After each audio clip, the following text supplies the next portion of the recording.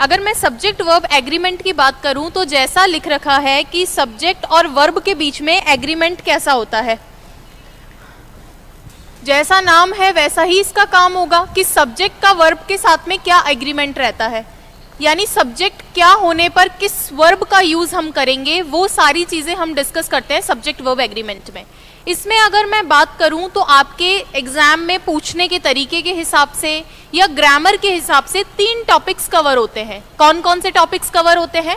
एक टॉपिक होता है टेंस, जिसमें सब्जेक्ट वर्ब एग्रीमेंट के क्वेश्चन आते हैं। एक टॉपिक होता है आपका डिटरमिनर, जिसमें सब्जेक्ट वर्ब एग्रीमेंट के क्वेश्चन आते हैं। और एक टॉपिक आपका खुद सब्जेक्ट वर्ब एग्रीमेंट ही है, जिसमें आपके सब्जेक्ट वर्ब एग्रीमेंट के क्वेश्चन आते हैं। तो टेंस और डिटरमिनर में कैसे सब्जेक्ट वर्ब एग्रीमेंट के क्वेश्चन आ सकते हैं? बेसिकली टेंस में तो अगर मैं बात करूं तो टेंस में तो आप जानते ही हो कि ये सब्जेक्ट है, तो इसके अकॉर्डिंग आपकी प्रेजेंट सिंपल की वर्ब आएगी, पास्ट सिंपल की आएगी, कौन से टेंस की वर्ब आएगी वो उसी में देखा जाता है, तो वो सब्जेक्ट वर्ब एग्रीमेंट ही है।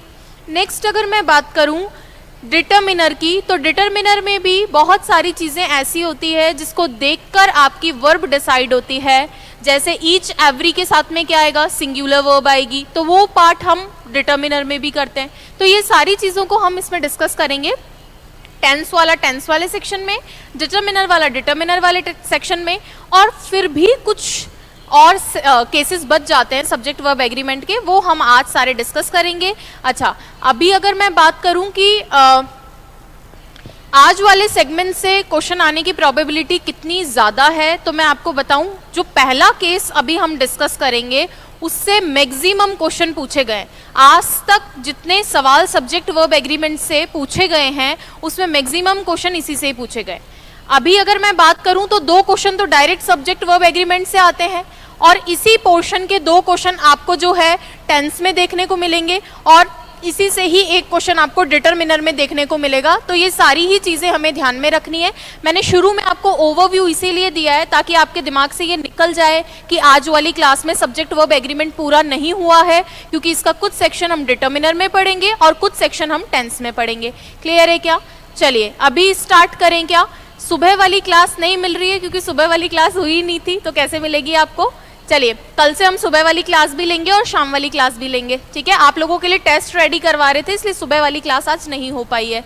1 मिनट इसको, ये वॉइस को चेक करना आप। ये वॉइस मेरे वापस कान में आ रही है तो मुझे सही नहीं लग रहा है, इसको थोड़ा कर दो आप। चलिए स्टार्ट करें। सबसे पहले अगर मैं बात करूं तो आज हम थ्योरी पढ़ते जाएंगे, और थ्योरी के साथ में जो मुझे चीज़ लगेगी इम्पॉर्टेंट वो लिखवाती जाऊंगी, और उस पर बेस्ड जो क्वेश्चंस हैं वो हम लोग डिस्कस करेंगे। सबसे पहले देखो, case number 1 most important case है, सबसे ज़्यादा इम्पॉर्टेंट केस है। इससे इतने सारे सवाल पूछे हुए हैं अलग अलग एग्जाम में, तो ये तो आपको ध्यान में ही रखना है। केस क्या कहता है? केस ये कहता है कि जब कभी आपके सब्जेक्ट के साथ में प्रेपोजिशन आए तो आप कैसे डील करोगे। कहने का मतलब है भाई, हम तो सब्जेक्ट को देख के वर्ब लगाते हैं। एग्रीमेंट किसका है? सब्जेक्ट का है। किसके साथ में है? वर्ब के साथ में। एग्रीमेंट आप शादी समझो कि सब्जेक्ट की शादी वर्ब से हो रही है, तो किस तरीके के जोड़ा बनना चाहिए। हर कोई सब्जेक्ट से हर कोई वर्ब नहीं मिल सकती, तो वो सारी चीज़ों को ध्यान में रखना पड़ता है सब्जेक्ट वर्ब में। तो इसमें ये कह रहा है कि मान लीजिए कि सब्जेक्ट के साथ में एक प्रेपोजिशन एक्स्ट्रा आ गया, तो आप क्या करोगे। तो मान लीजिए कि सब्जेक्ट के साथ में प्रेपोजिशन आ गया, तो हमें प्रेपोजिशन से कोई मतलब नहीं है भाई। जब मियाँ बीबी राजी तो क्या करेगा काजी। तो ये सारे साइड वाले लोगों को साइड में कर दो, सब्जेक्ट पे फोकस करना है और सब्जेक्ट के अकॉर्डिंग ही वर्ब लगानी है। जैसे मान लीजिए आपके कोई भी, मैं एक एग्जाम्पल के लिए लिख रही हूँ कि जैसे आपके प्रेपोजिशंस आ गए, मान लीजिए लाइक आ गया, अनलाइक आ गया। लाइक मतलब के समान, अनलाइक मतलब समान नहीं है।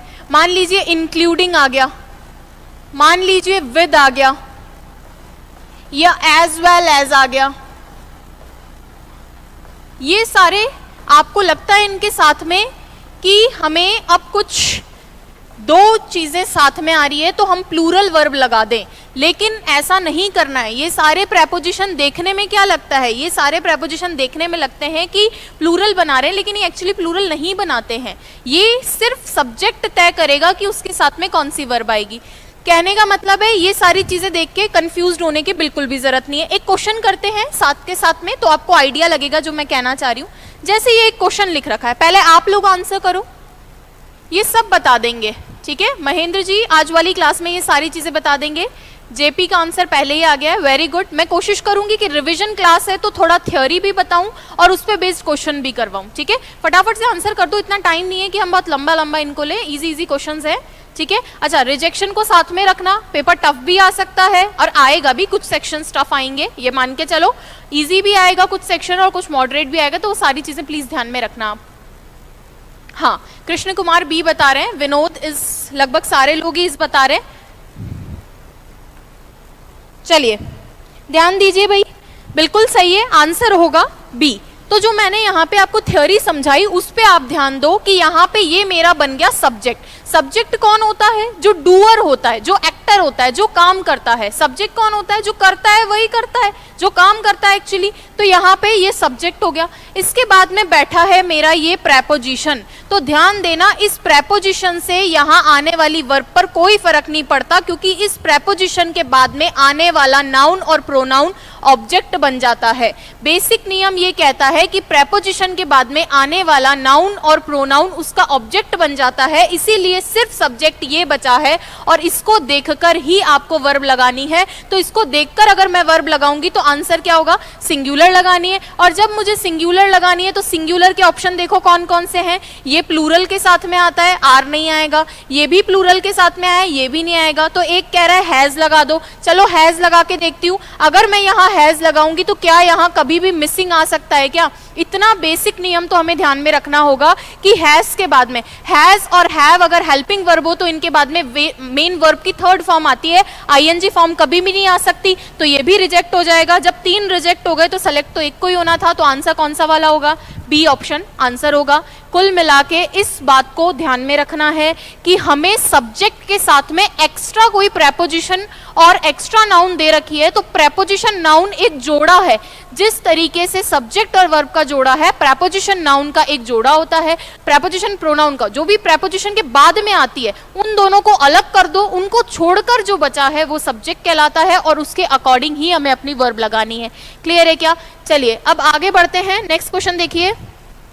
नेक्स्ट क्वेश्चन सेम कॉन्सेप्ट है, ऊपर वही लिख रखा है, केस 1 सब्जेक्ट विद प्रेपोजिशन। आपको बस मुझे इसमें आंसर बताना है। The house with all its contents insured were was are has. Answer बताओ इसका फटाफट से, जल्दी से आंसर बता दीजिए आप, फिर उसको डिस्कस करते हैं हम।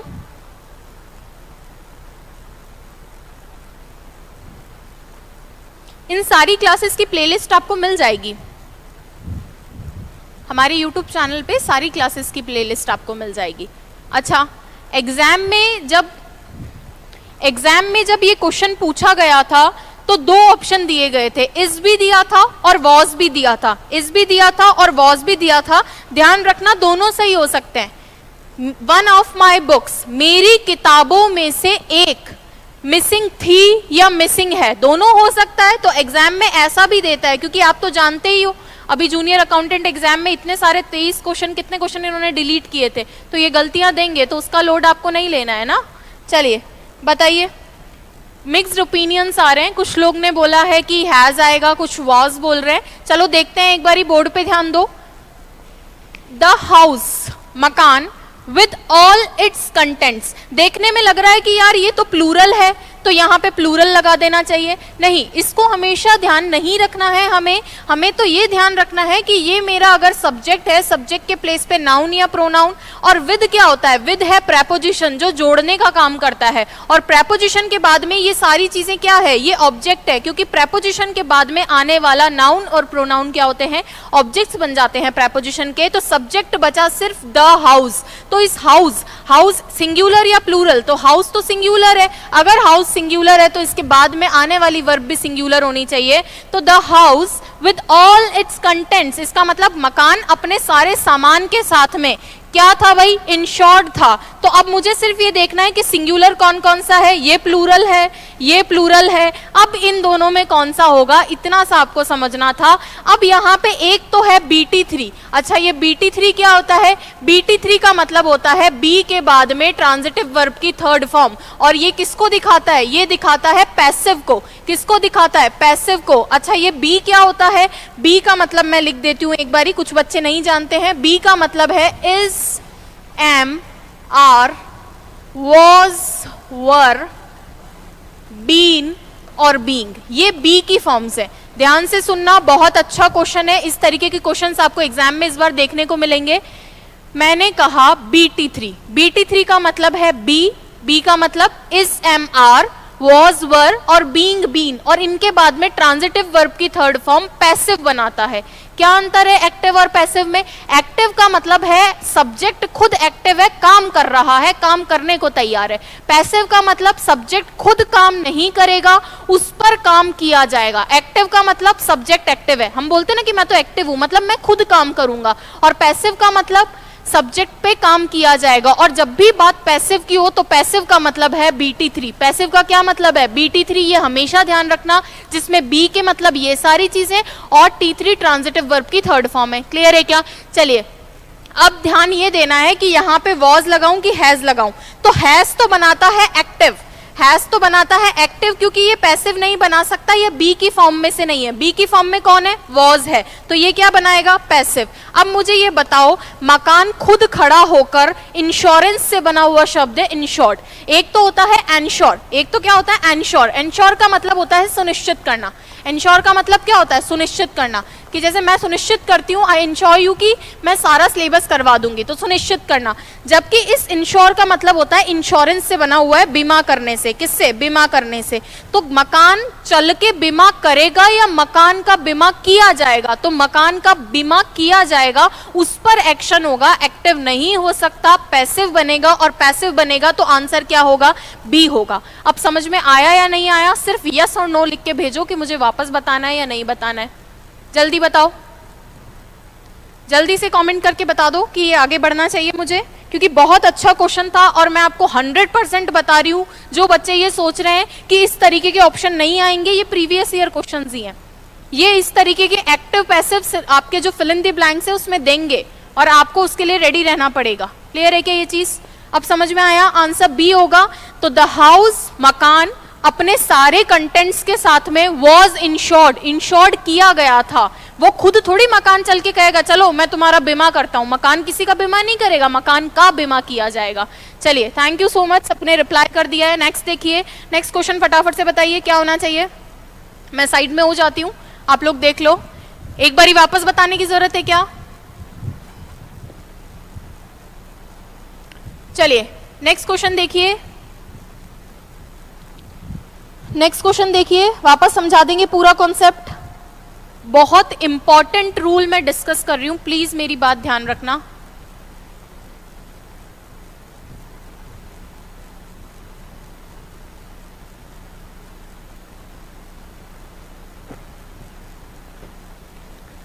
वर बता रहे हैं, बुलबुल बताइए क्या होना चाहिए।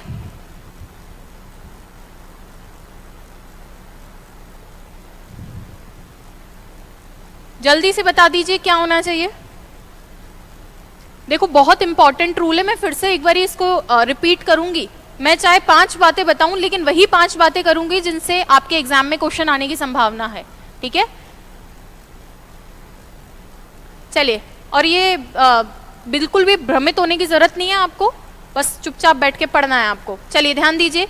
अच्छा, इस बता रहे हैं, कुछ वर बता रहे हैं। चलिए ध्यान दीजिए बोर्ड पे। Nothing but hurts fill in the blank there. ये क्वेश्चन बहुत ज्यादा पॉपुलर है और देखा हुआ लग रहा है, देखा हुआ लगना भी चाहिए। आपके एग्जाम में आए हुए क्वेश्चन हैं ये। मैंने ईयर हटा दिए हैं ताकि आपकी भ्रांति निकल जाए, आपको नया लगे हर चीज और हम इनको डिस्कस भी कर लें। देखो यहाँ पे इस बट के बारे में थोड़ा सा मैं आपको बताती हूँ। ये जो बट होता है, ये बट कंजंक्शन भी होता है और ये बट जो है ये प्रेपोजिशन भी होता है। इतनी सी चीज बस मेरी ध्यान रखना, बट कंजंक्शन भी होता है और बट प्रेपोजिशन भी होता है। कंजंक्शन जब भी होता है तो वो जोड़ने का काम करता है। कंजंक्शन क्या करता है? 2 वाक्यों को जोड़ने का काम करता है, तो उसका अर्थ होता है लेकिन।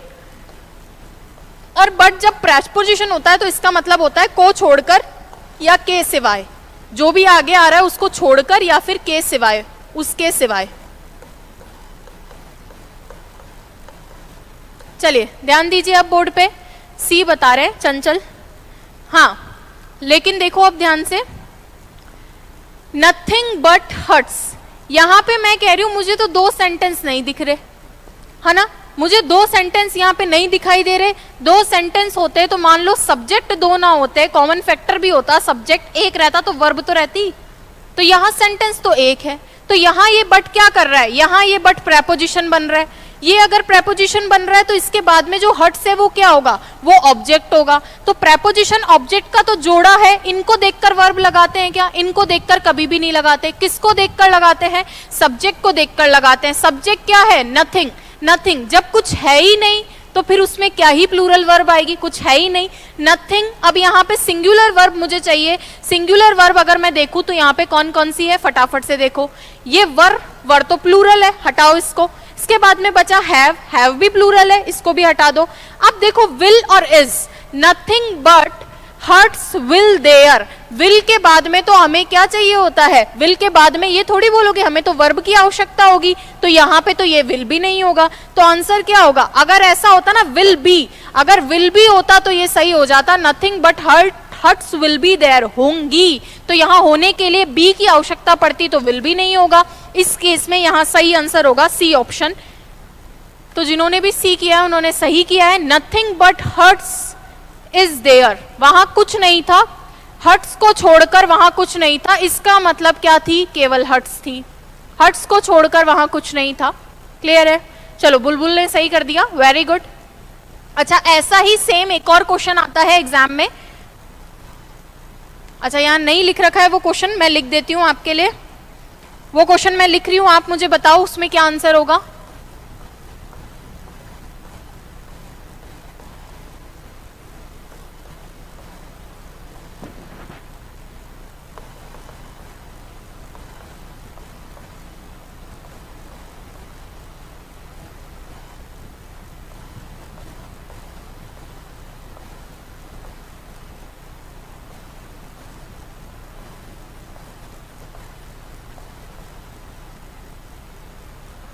एक क्वेश्चन ये भी आपके एग्जाम में आता है, फटाफट से बताइए, सेम कॉन्सेप्ट पे।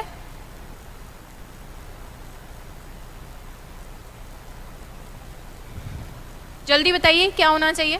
देखो, पढ़ाई से संबंधित बातचीत करो, मेरे को आपकी चिंता हो रही है और आपको अपनी चिंता नहीं हो रही है।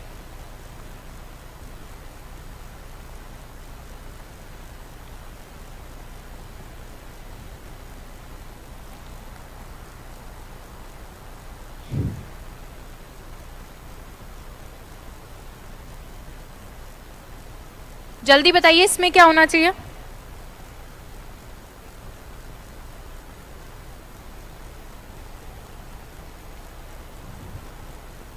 जेपी एकदम सही हुआ है, आप निश्चिंत रहिए। वीआईपीएम के प्लेटफॉर्म से जो भी चीज आपको डिलीवर की जा रही है वो 100% ऑथेंटिक रहेगी, उसकी चिंता आप छोड़ दो। जेपी एकदम सही है।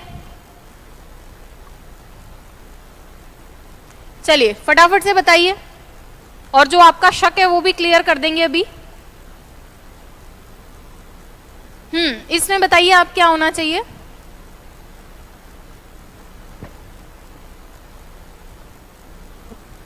चलिए ध्यान दीजिए भाई, नन बट द ब्रेव। अब यहां पे सिंगुलर आएगा या प्लूरल आएगा, तो आप कहोगे मैम अभी तो आपने पीछे बताया था कि बट प्रेपोजिशन है, ये ऑब्जेक्ट है, तो सब्जेक्ट के अनुसार यहां पे सिंगुलर आ जाएगा।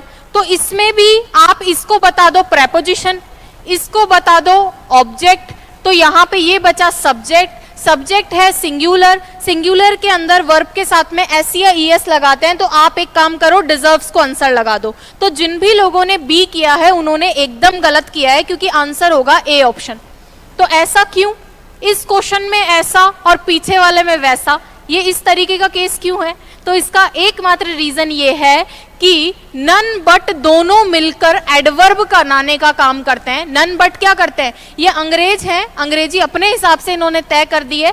तो ये कहते हैं कि ये जो नन बट है, ये नन बट मिल के ओनली का अर्थ देते हैं और एडवर्ब बनाते हैं। जब ये एडवर्ब है तो इनका सब्जेक्ट में कोई रोल ही नहीं है, ये तो वर्ब की विशेषता या सब आपके क्या बोलते हैं एडजेक्टिव की विशेषता बताते हैं। तो इस केस में जब ये एडवर्ब बन गए तो सब्जेक्ट यहाँ पे द ब्रेव है, और ब्रेव क्या होता है, ब्रेव होता है एडजेक्टिव। ब्रेव क्या होता है, एडजेक्टिव। और जब कभी एडजेक्टिव में आगे दी लग जाए, जब कभी एडजेक्टिव वैसे तो आर्टिकल नहीं लेता, लेकिन अगर आर्टिकल दी ले ले एडजेक्टिव तो वो नाउन बन जाता है और समूह को बताता है। तो द ब्रेव पूरा समूह है, इसको देखते हुए ये प्लूरल बनेगा। मैं वापस समझाऊंगी, बहुत अच्छा क्वेश्चन है, बहुत बहुत अच्छा क्वेश्चन है, प्लीज इस चीज को ध्यान दो, वापस ध्यान दो, वापस बताते हैं ये वाला क्वेश्चन। दोनों बहुत अच्छे क्वेश्चंस थे, इसीलिए मैं बोल रही हूँ कि हर एक चीज आप मेरी सुनते रहो लास्ट तक, कोई दिक्कत नहीं आने देंगे। चलो वापस चलो, कोई दिक्कत नहीं है, देखते हैं फिर से क्या कहा जा रहा है। मैंने कहा आपके विद हो गया, इंक्लूडिंग हो गया, एज वेल एज हो गया, बट हो गया। जब ये कभी प्रेपोजिशन बनने का काम करते हैं तो प्रेपोजिशन वाले केस के अंदर आपके प्रेपोजिशन के बाद में ऑब्जेक्ट आता है, तो जो कुछ बचता है वो सब्जेक्ट होता है और सब्जेक्ट के अनुसार हम लोग वर्ब लगाते हैं। क्लियर है क्या? चलिए वापस सुन लो। सब्जेक्ट कौन होता है? जो सब्जेक्ट की प्लेस पे बैठता है, डूअर। तो सब्जेक्ट को आइडेंटिफाई करने के लिए बस प्रेपोजिशन ऑब्जेक्ट को अलग कर दो, ये अलग हो गए, ये सब्जेक्ट है, इसको देखकर वर्ब लगेगी। ये सिंगुलर था इसीलिए सिंगुलर वर्ब लगा दी पहले वाले क्वेश्चन में। चलो अब देखो दूसरे वाला क्वेश्चन देखो। दूसरे वाले क्वेश्चन में यहाँ पे अब क्योंकि ये अंग्रेजों की बनाई हुई भाषा है तो अंग्रेज कहते हैं हमारे हिसाब से चीजें चलेगी, तुम अपना दिमाग मत दौड़ाओ। तो हमने भी कहा ठीक है कोई बात नहीं।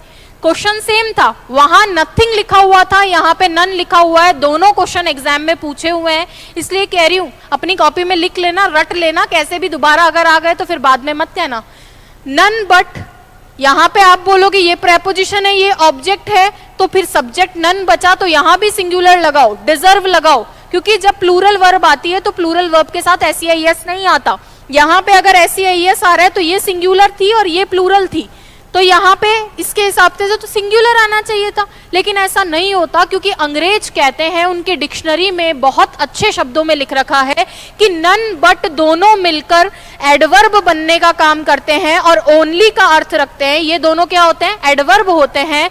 इसीलिए अगर ये एडवर्ब है तो यहाँ सब्जेक्ट द ब्रेव बनेगा। तो ये एडजेक्टिव सब्जेक्ट कैसे बन सकता है? सब्जेक्ट तो नाउन या प्रोनाउन होते हैं, तो ये एडजेक्टिव अपने साथ आर्टिकल दी लेकर पूरे समूह को दिखाने लगता है, इसीलिए ये प्लूरल सब्जेक्ट बन रहा है और द ब्रेव के साथ में डिजर्व आएगा कि कोई नहीं, नन बट द ब्रेव, कोई नहीं, या फिर ऐसे बोल दो केवल ब्रेव ही डिजर्व करते हैं क्या? ऑनर किया जाना। अरे जो बहादुर है उन्हीं को ही सम्मानित किया जाना चाहिए था। क्लियर है क्या? क्लियर है क्या इतनी सी चीज? देखो नन के साथ में सिंगुलर लगाना है। नेक्स्ट देखें क्या? नेक्स्ट देखें, चलिए शहबाज इज लगाओ। नेक्स्ट देखिए ये वाला क्वेश्चन करो आप लोग, नेक्स्ट क्वेश्चन करो। बहुत ही अच्छे क्वेश्चंस थे, ये टाइम टेकिंग है। आप देखो अगर 23 मिनट की क्लास में 4 क्वेश्चन हुए हैं थ्योरी के साथ में, तो जो हम केस डिस्कस कर रहे हो बहुत इंपॉर्टेंट केस डिस्कस कर रहे हैं। तो आप लोग सब पढ़ने वाले बच्चों, ये मान के मैं बता रही हूं। शहबाज मैंने आंसर बता दिया है। मेरे लग रहा है आप लोगों को बड़ा मजा आता है कॉपी पेस्ट करने में।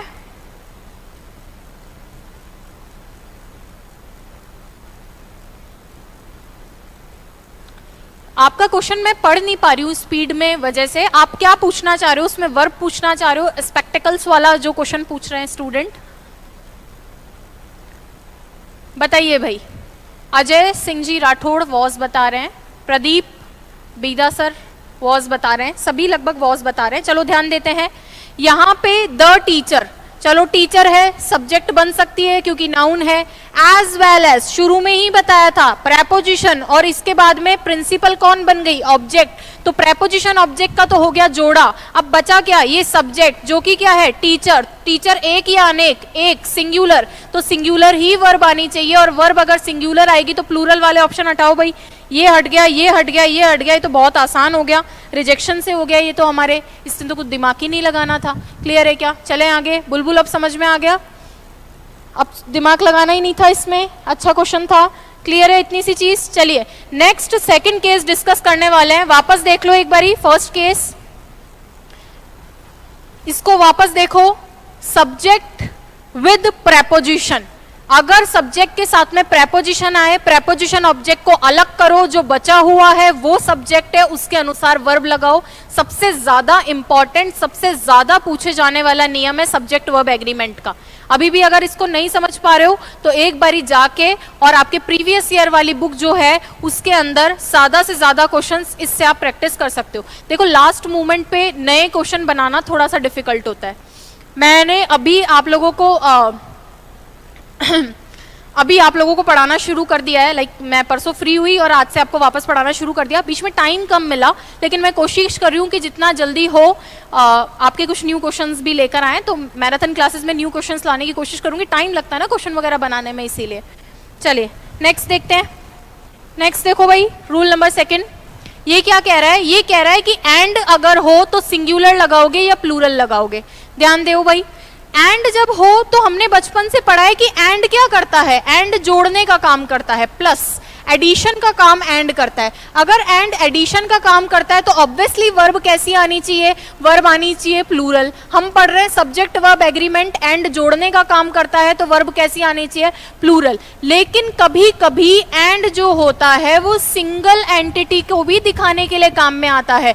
कभी कभी एंड सिंगल एंटिटी को दिखाने के लिए भी काम आता है, तो वहां पर जो वर्ब होगी वो कैसी आएगी? वो वर्ब सिंगुलर होगी। तो ये चीज मैं क्या बोल रही हूं वो अभी आपको समझ में आएगा।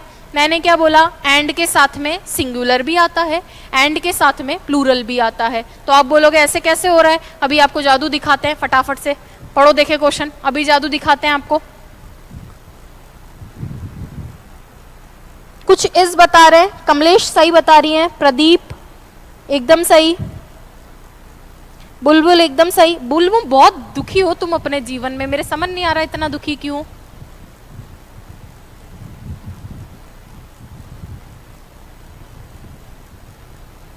This brand of spectacles is out of stock. चलिए देखो, माई फ्रेंड मेरा दोस्त, फिलोसोफर फिलोसफी जो करता है वो फिलोसोफर, और गाइड साथी जा रहा है कहाँ? एब्रॉड। एब्रॉड जा रहा है। तो एक बच्चे का सवाल तो ये है कि गोइंग के बाद टू लगाओ। गोइंग इंट्रांजिटिव वर्ब है और गो टू लेता है, तो मैं उसको बता दूं कि ये आगे एब्रॉड जो है वो ऑब्जेक्ट नहीं है, ये एब्रॉड एडवर्ब बन जाता है। ये एडवर्ब क्या है? एब्रॉड एडवर्ब है। My friend philosopher and guide कहाँ जा रहा है? एब्रॉड जा रहा है। 10-15 आदमी है क्या? 10-15 आदमी नहीं है। दोस्त है, वही क्या है? फिलोसोफर है, वही क्या है? गाइड है। कैसे पता चला? ऐसे पता चला कि जब हर व्यक्ति के लिए अलग अलग या तो अलग अलग आर्टिकल आता या अलग अलग डिटरमिनर आता, पॉजेसिव डिटरमिनर आता, तब तो हम मान जाते। माय फ्रेंड या कोई दूसरा आदमी होता, अलग से उसका कुछ इंडिकेट करते तो अलग अलग आदमी होता। ये सिंगल आदमी की बात आ रही है। मेरे दोस्त, फिलोसोफर और गाइड जो एक ही आदमी है वो कहाँ जा रहा है? अब्रॉड जा रहा है। बीइंग अकेला आएगा नहीं, बीइंग गोइंग के साथ में। यहाँ पे मेरा दोस्त जा रहा है, अरे मेरा दोस्त जा रहा है, मैं थोड़ी जा रहा हूं, ये भी नहीं आएगा। आर प्लूरल के लिए आता है। सही आंसर कौन सा होगा? बी ऑप्शन होगा। क्लियर है क्या? चलें आगे, नेक्स्ट देखें क्या।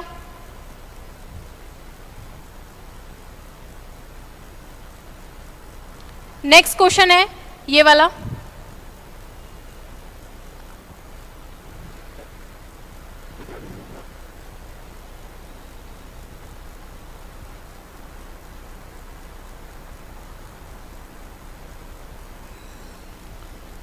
नेक्स्ट क्वेश्चन बताइए भाई फटाफट से। ओके, कैलाश जी पूछ रहे हैं कि एज वेल एज भी एंड का काम करता है। बिल्कुल एज वेल एज एंड का काम करता है, लेकिन एज वेल एज प्रेपोजिशन होता है, ये ध्यान रखना। एज वेल एज एंड का काम करता है लेकिन एज वेल एज प्रेपोजिशन होता है, इसलिए इसके बाद वाला ऑब्जेक्ट बन जाता है। आंसर करो भाई फटाफट से।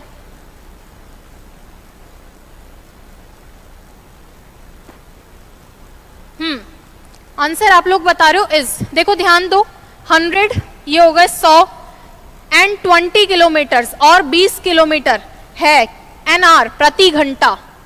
प्रति घंटा क्या है? मच टू फास्ट, बहुत ज्यादा तेज। 100 + 120 प्रति घंटा बहुत ज्यादा तेज है। कोई भी स्पीड अगर हम देखते हैं तो हम क्या बोलते हैं, 120 किलोमीटर प्रति घंटा, या ऐसे बोलते हैं कि 100 किलोमीटर प्रति घंटा ज्यादा है, 20 किलोमीटर प्रति घंटा ज्यादा है, एक साथ बोलते हैं। ये तो बोलने का तरीका है कि 120 किलोमीटर, ये तो बोलने का तरीका है, इसको लिखने का तरीका है, लेकिन ये पूरी एक यूनिट है। तो हम तो यही तो बोलते हैं ना कि 120 किलोमीटर प्रति घंटा बहुत ज्यादा स्पीड है। तो इस केस के अंदर यहाँ पे ये सिंगुलर को दिखा रहा है, ये एंड प्लूरल को नहीं दिखा रहा है, ये सिंगल एंटिटी को दिखा रहा है। तो यहाँ पे सिंगुलर ही वर्ब आनी चाहिए थी, जो आंसर हमारा ए ऑप्शन होगा। क्लियर है क्या? तो इसीलिए हमने बोला था कि यहाँ पे एंड अगर जोड़ने का काम कर रहा है प्लूरल लगाओ, एंड अगर सिंगल एंटिटी दिखा रहा है सिंगुलर लगाओ। क्लियर है क्या? अब एक और बताती हूं, एक क्वेश्चन आपके लिए और।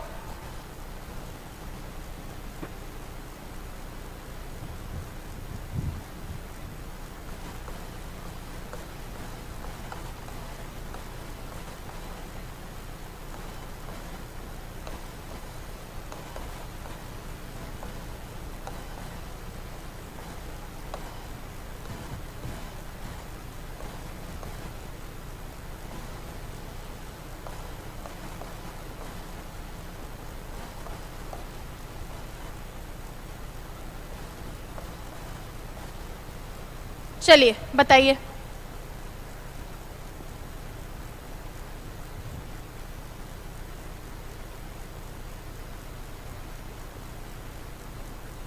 ये सब समझा देंगे, है ना? मैं कोशिश कर रही हूं कि जितना हो सके उतना कर देते हैं। जेपी आपको समझ में आया क्या? लास्ट वाला क्वेश्चन समझ में आया क्या जेपी मनारिया?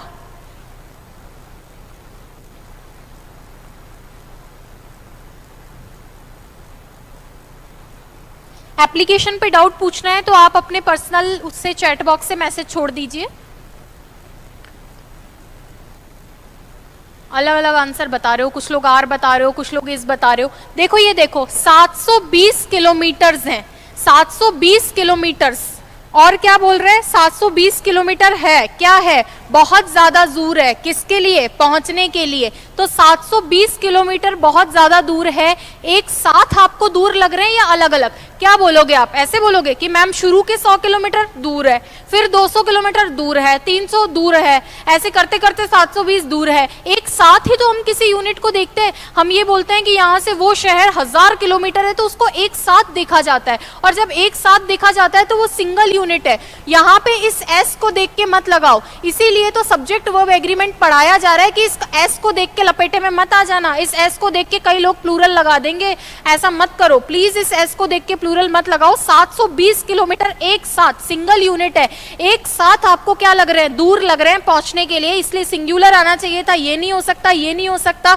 सही आंसर सी ऑप्शन होगा। हैज रखते हैं वाला केस भी नहीं है, क्योंकि हैज यहाँ पे मेन वर्ब बनता। अगर हेल्पिंग वर्ब होता तो वर्ब की थर्ड फॉर्म लेता। दोनों ही गलत है।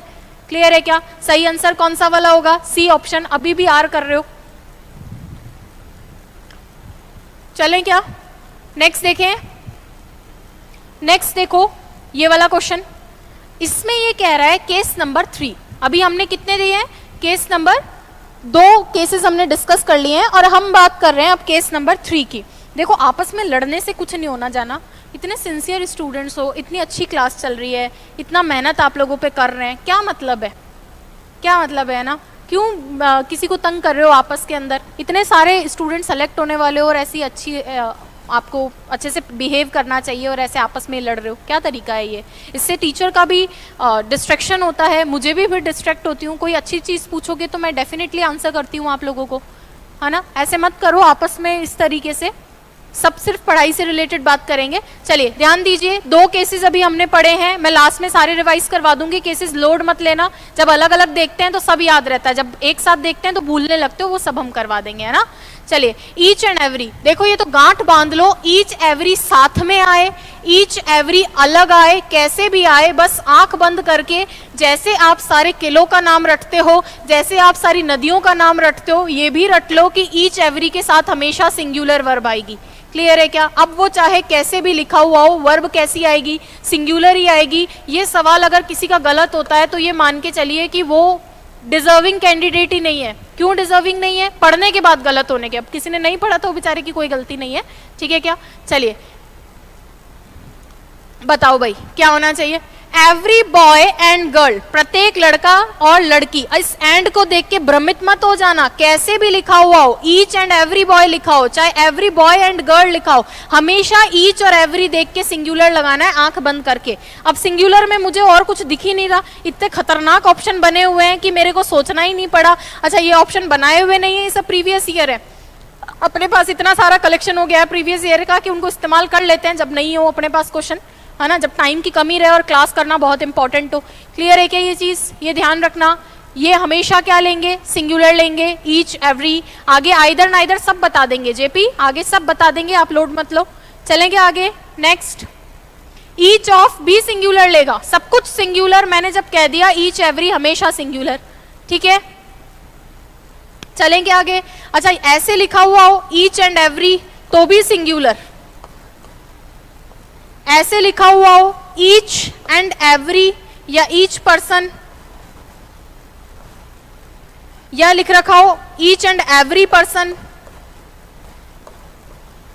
या ईच मेल एंड फीमेल, कुछ भी लिखा हुआ हो ईच और एवरी के साथ हमेशा सिंगुलर लगाना है, ठीक है।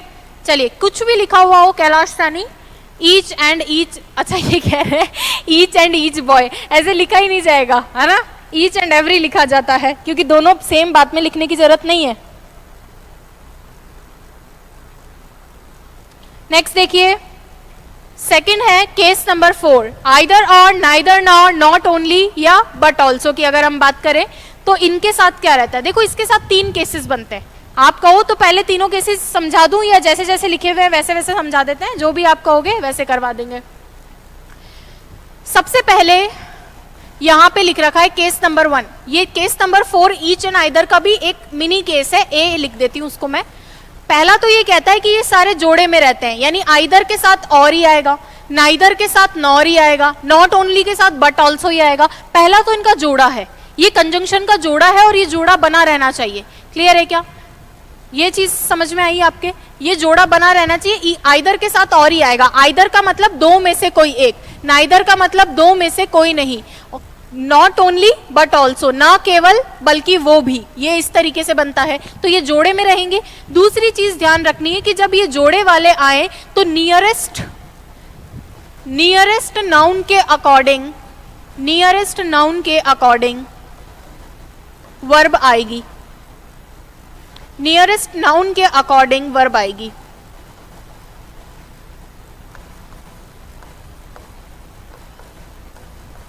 नियरेस्ट नाउन के अकॉर्डिंग वर्ब आएगी, फटाफट से बता दीजिए अब। बिल्कुल सही है, नियरेस्ट सब्जेक्ट बोल लो, नियरेस्ट नाउन प्रोनाउन जो भी है बोल दो, जो भी दे रखा है उसके अकॉर्डिंग वर्ब आएगी। चलिए,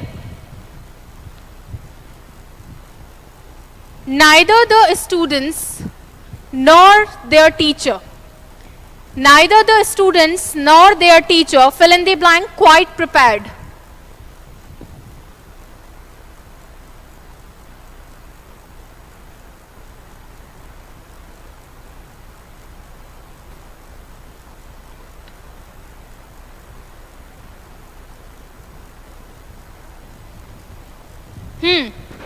बिल्कुल सही है। देखो, नाइदर द स्टूडेंट्स, न केवल विद्यार्थी, नॉर देयर टीचर, ना ही उनके टीचर्स, क्वाइट प्रिपेयर्ड, प्रिपेयर्ड थे। पास में कौन है? नाइदर नॉर, एक सब्जेक्ट ये भी है, एक सब्जेक्ट ये भी है, लेकिन पास में कौन है? ये वाला सब्जेक्ट है। यहाँ पे बेसिकली ये अधूरा लिख रखा है। देखो, स्टूडेंट्स के अकॉर्डिंग देयर टीचर, तो एक ही टीचर की बात हो रही है। टीचर अगर सिंगुलर है तो यहाँ पे सिंगुलर के हिसाब से एकमात्र ऑप्शन है जो कि क्या है? B option. फिर भी अगर मैं आपको और आसान तरीका बताऊं तो ये भी ध्यान रखना कि जब 3 प्लूरल के अंदर दे रखे हैं, एक ही सिंगुलर में दिया है, अगर प्लूरल आर सही है तो वर्ब भी सही होता, तो वैसे भी रिजेक्ट हो सकता था। ये समझना है आपको, है ना। ये एक समय के बाद में समझ में आता है, बट कोई दिक्कत नहीं है। ना केवल स्टूडेंट्स बल्कि टीचर भी क्या थे? Is quite prepared. ना टीचर ना स्टूडेंट्स प्रिपेयर्ड थे। क्लियर है क्या ये चीज? ये ध्यान रखना है, आंसर होगा बी ऑप्शन। नेक्स्ट देखिए, नेक्स्ट है कि अगर इस तरीके से आए नाइदर नॉर, अगर इस तरीके से आए नाइदर ऑफ नॉर, या फिर मान लीजिए आइदर ऑफ मान लीजिए ईच ऑफ, वन ऑफ, ये सारे अगर हो तो ये हमेशा क्या लेते हैं, सिंगुलर वर्ब ही लेते हैं। और फटाफट से आंसर कर दीजिए। ये सारे प्रीवियस ईयर क्वेश्चंस ही हैं आभा शर्मा, ये सारे प्रीवियस ईयर क्वेश्चंस ही हैं।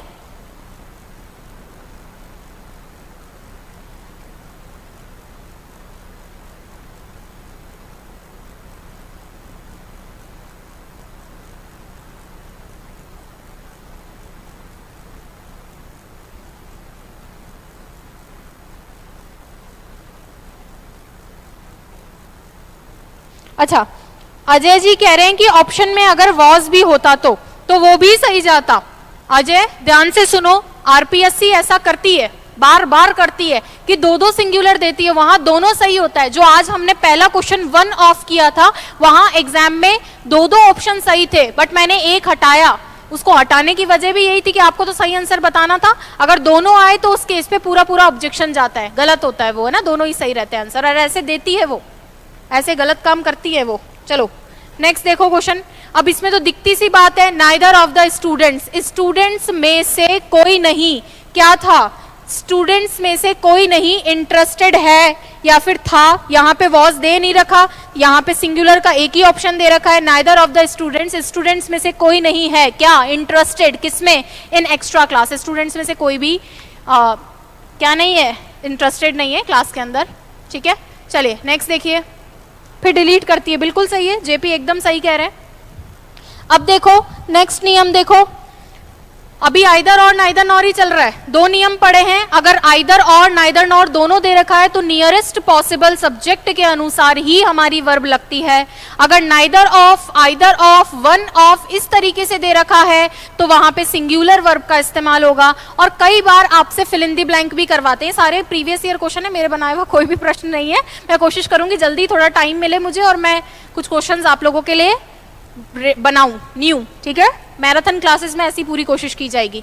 चलिए अब ध्यान दो भाई, यहाँ पे केस नंबर 3 की अगर मैं बात करूं तो केस नंबर 4 की अगर मैं बात करूं, और आइदर और के थर्ड नंबर केस ये कहता है कि अगर आपको 3 फिल इन द ब्लैंक भरने हैं और तीनों fill in the blank pronoun से भरने हैं, तो तीनों फिल इन द ब्लैंक भरने की दो स्थितियां रहती है या दो कंडीशंस रहती हैं, एक नॉर्मल कंडीशन और एक ब्लेम या क्रिटिसिज्म वाली कंडीशन। एक नॉर्मल कंडीशन और एक ब्लेम या क्रिटिसिज्म वाली कंडीशन। तो दोनों में क्या डिफरेंस है वो भी बता देती हूँ और भरा कैसे जाता है वो भी बता देती हूँ। नॉर्मल कंडीशन के अंदर भरने का नियम रहता है 2 3 1 और क्रिटिसिज्म के अंदर नियम रहता है 1 2 3। ये है क्या 1 2 3 और 2 3 1? फर्स्ट सब्जेक्ट या भी आपका फर्स्ट पर्सन की अगर मैं बात करूं तो फर्स्ट पर्सन के अंदर आई और वी आता है। सेकंड पर्सन की अगर मैं बात करूं तो उसमें यू आता है।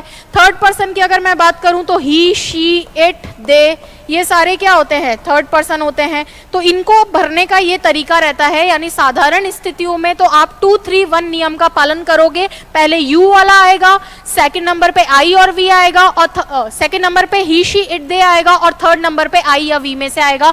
लेकिन अगर बात क्रिटिसिज्म की हो तो क्रिटिसिज्म क्या है, मान लो मैं ये बोल रही हूं कि ना तो ये क्वेश्चन मुझे आता है, ना उसको आता है, ना उसको आता है, तो एक तरीके से आप क्या कर रहे हो, नेगेटिव बात कर रहे हो। तो आपको अगर तारीफ करनी है तो पहले करो सामने वाले की, जो आपके सामने बैठा है, फिर करो तीसरे आदमी की, और फिर अपने आप की तारीफ करो। लेकिन गालियां देनी है भर भर के, तो गालियां पहले खुद को दो, फिर जो सामने बैठा है उसको दो, और फिर तीसरे आदमी को दो। बेचारा तीसरा आदमी यहाँ नहीं है तो वो कैसे गालियां सुनेगा। क्लियर है क्या? एप्लीकेशन पे जल्दी ही प्रेपोजिशन की रिवीजन क्लास स्टार्ट होने वाली है मनोज जी, ठीक है।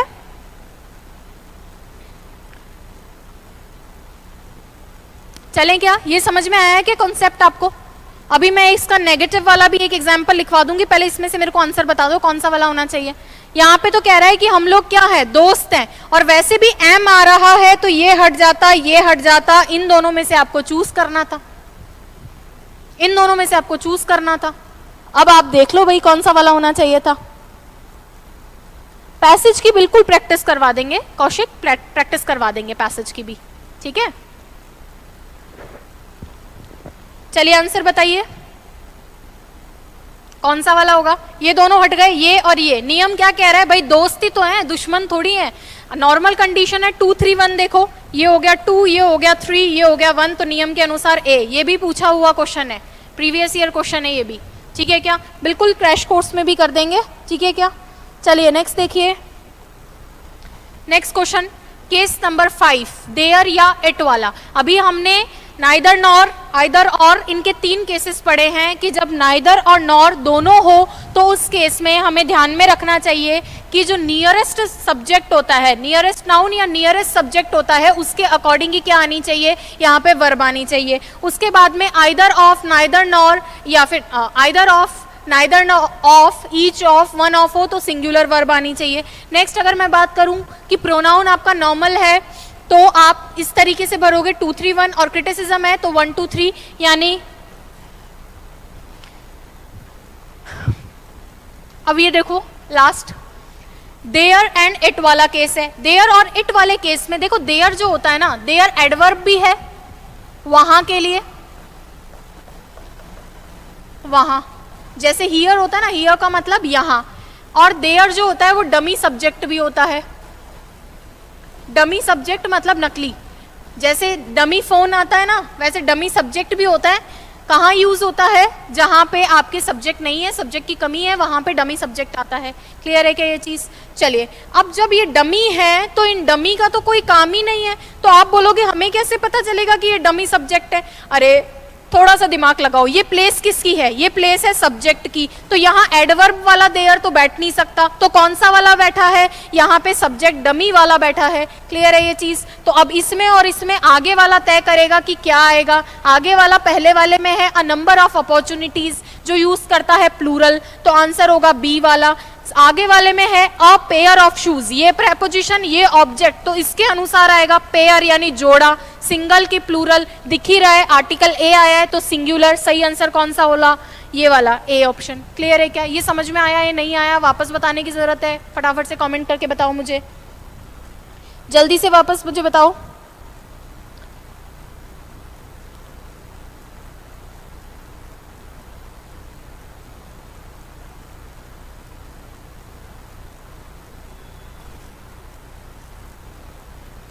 देखो लास्ट टाइम पे एक चीज मैं आप लोगों से रिक्वेस्ट करना चाहती हूँ, बिल्कुल सही है JP Manaria, a number of plural है, अ नंबर ऑफ प्लूरल होता है, द नंबर ऑफ सिंगुलर होता है। अभी क्यों नहीं बता रही? बताऊंगी, डिटरमिनर में बताऊंगी। मैंने आपको बोला है आधा सब्जेक्ट वर्ब एग्रीमेंट आज पढ़ेंगे, कुछ सेक्शन हम टेंस में पढ़ते हैं और कुछ सेक्शन हम डिटरमिनर में पढ़ते हैं। ऊपर वाला वापस बताएं, चलो ऊपर वाला वापस देख लो। देखो अ number of opportunities, a number of opportunities का मतलब होता है ढेर सारी अपॉर्चुनिटीज। अ नंबर ऑफ का मतलब होता है ढेर सारे, ढेर सारे, तो ढेर सारे सिंगुलर या प्लूरल? प्लूरल, तो ढेर सारे अपॉर्चुनिटीज। और अगर लिख रखा हो द नंबर ऑफ तो वो सिंगुलर होता है। वो सिंगुलर क्यों होता है? उसका अर्थ होता है अपॉर्चुनिटीज की संख्या, अपॉर्चुनिटीज की संख्या, तो संख्या कैसी? सिंगुलर, इसीलिए द नंबर ऑफ सिंगुलर होता है और अ नंबर ऑफ क्या होता है? प्लूरल होता है। अब समझ में आया क्या? फटाफट से बताओ। द नंबर ऑफ ये सिंगुलर है, अ नंबर ऑफ प्लूरल है। क्यों है? क्योंकि इसका अर्थ होता है ढेर सारे। अ नंबर ऑफ स्टूडेंट्स, कई सारे, ढेर सारे students. The number of students, students की संख्या, संख्या सिंगुलर, इसीलिए सिंगुलर लेता है the number of, a number of plural लेता है। बहुत बार ये क्वेश्चन आता है the number of, a number of वाला, ठीक है? मैं इसको करवाऊंगी, फिर से करवाऊंगी। वैसे मैंने कोशिश किया है पूरा एक्सप्लेन करने का, वैसे ये फिर से आएगा आपके। ये देखो भाई, ये समझ में आया क्या? अब समझ में आया? नीचे वाला भी दोबारा बताऊं? बता देती हूँ, नीचे वाला भी ध्यान दो भाई। नीचे वाले के अंदर यहाँ पे लिखा है अ पेयर ऑफ शूज, जूतों का एक जोड़ा, जूतों का एक जोड़ा। अरे तो जोड़ा सिंगुलर है कि प्लूरल है? जोड़ा तो सिंगुलर है, तो सिंगुलर के हिसाब से आएगा। तो आप बोलोगे शूज पे क्यों नहीं ध्यान दे रही हो? शूज पे इसलिए नहीं ध्यान दे रही हूँ क्योंकि ये रहा प्रेपोजिशन और ये इसका ऑब्जेक्ट। आप ध्यान देना, मैंने पहले केस में ही आपको बता दिया था कि प्रेपोजिशन ऑब्जेक्ट का जोड़ा होता है, उनको साइड में करके ही हमेशा वर्ब के लिए देखा जाता है। ठीक है क्या कृष्ण कुमार? समझ में आया आपको? समझ में आया क्या? अब देखें क्या, नेक्स्ट देखें क्या, जल्दी से बता दीजिए, आगे समझ में आ गया हो तो आगे बढ़ते हैं हम।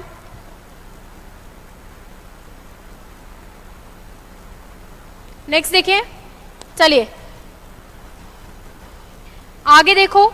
नेक्स्ट केस बनता है सब्जेक्ट वर्ब एग्रीमेंट में, जो कि है इन्वर्जन ऑफ सेंटेंस। ये भी इतनी बार पूछा जा चुका है और आपके एग्जाम में फिर से पूछा जाएगा। ये भी इंपॉर्टेंट केस है, पहला वाला भी इंपॉर्टेंट था, ये भी इंपॉर्टेंट है। वैसे तो देखो जो इंपॉर्टेंट है नहीं वो मैं करवाऊंगी भी नहीं, इतना टाइम कहाँ है लास्ट टाइम पे, ठीक है। और जो इंपॉर्टेंट है वो सारी चीजें हमें ध्यान में रखना ही है, ठीक है। ये कह रहे हैं कि पहले वाले में ये नियम कहाँ चला गया, ध्यान दो एक बारी वापस। पहले वाले के अंदर अ नंबर ऑफ, ये मिलके पूरी फ्रेज बनाता है, ये मिलके पूरा फ्रेज है, अ नंबर ऑफ मिलके फ्रेज बनाता है। ये फ्रेज का मतलब ही ढेर सारे हैं, इसीलिए प्लूरल लेता है। अरे ये अंग्रेजों की इंग्लिश है, ये अपने अनुसार इतना बना दिए हैं कॉम्प्लेक्स चीजों को, फिर भी मैं कोशिश कर रही हूँ कि आपको बताऊं। लेकिन कृष्ण कुमार ध्यान से सुनिए, अ number of, a number of एक फ्रेज है जो प्लूरल अपने बाद में लेता है। द नंबर ऑफ के अंदर ये फ्रेज नहीं होता है, ऊपर वाला फ्रेज है, यहाँ पे ये ऑफ प्रेपोजिशन नहीं है, ये इसी के साथ में ही होता है। क्लियर है ये चीज, अब समझ में आया क्या? बताइए कृष्ण कुमार।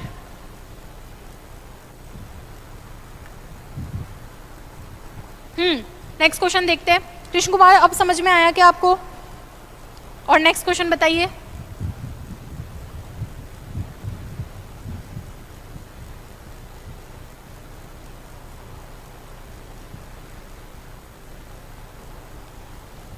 कृष्ण जल्दी बताओ ताकि मैं आगे बढ़ूं, मुझे नेक्स्ट आपको केस समझाना है। हाँ ना, कुछ तो बोलो, दोबारा बताएं, नहीं बताएं, क्या करें? Inversion of sentences. Inversion of sentences की अगर मैं बात करूं तो इन्वर्जन का मतलब होता है कि कुछ नेगेटिव एडवर्ब्स आने पे सेंटेंस के अंदर हेल्पिंग वर्ब अपने सब्जेक्ट से पहले आ जाती है, ठीक है क्या? चलो वापस ध्यान देते हैं। एक तो ये रहता है कि हेल्पिंग वर्ब अगर अपने सब्जेक्ट से पहले आ रही है तो ये होता है इंटेरोगेटिव सेंटेंस। ये तो सबने सुना होगा कि भैया हेल्पिंग वर्ब अगर अपने सब्जेक्ट से पहले आ रही है तो वाक्य किस प्रकार का है, वो है इंटेरोगेटिव, प्रश्नवाचक। लेकिन एक केस ये होता है जब आपके सेंटेंस में नेगेटिव एडवर्ब सेंटेंस के स्टार्टिंग में आ जाती है, नेगेटिव एडवर्ब सेंटेंस के शुरुआत में आ जाती है, स्टार्टिंग में आ जाती है, तो सेंटेंस में इन्वर्जन हो जाता है। बहुत इंपॉर्टेंट रूल है, नहीं समझ में आएगा 3 बार समझाऊंगी बट समझ के जाना है। सेंटेंस के स्टार्टिंग में आ जाती है तो इन्वर्जन हो जाता है। इन्वर्जन का मतलब क्या है? इन्वर्जन होने का मतलब है कि जो हेल्पिंग वर्ब है वो अपने सब्जेक्ट से पहले आ जाती है। तो क्या वाक्य इंटेरोगेटिव बन गया? नहीं, ये इंटेरोगेटिव नहीं है, बस इसने इन्वर्जन कर लिया। किसको देख के? इस नेगेटिव एडवर्ब को देख के। तो ऐसे समझ लो खरबूजे को देख के खरबूजा रंग बदलता है, तो इसने ऐसा कर लिया, ठीक है क्या? चलिए अब ये नेगेटिव एडवर्ब कौन कौन सी है, तो कुछ नेगेटिव एडवर्ब्स मैं आपको बता देती हूं, जैसे आपके हार्डली। थोड़ा नेक्स्ट पेज पे ही लिख देती हूँ नेगेटिव एडवर्ब्स, इस पेज पे लिख देते हैं नेगेटिव एडवर्ब्स, क्योंकि ये एग्जाम में आएंगी तो आपके पास लिखी हुई होना भी बहुत जरूरी है नेगेटिव एडवर्ब्स। अच्छा, जो बच्चे हैं एप्लीकेशन वाले वो तो अपनी कॉपी खोल के ही पढ़ लो, ज्यादा आसान रहेगा। नो सूनर, आज मैं इंपॉर्टेंट रिवाइज करवा रही हूँ, उसमें से नो सूनर अपने साथ में देन लेता है, हार्डली अपने साथ में व्हेन लेता है, व्हेन, ठीक है। इसके साथ में आ गया स्कैर्सली, एज सून एज। अच्छा, ये यहाँ नेगेटिव में नहीं लिखेंगे, नेगेटिव के अंदर लिखते हैं अपन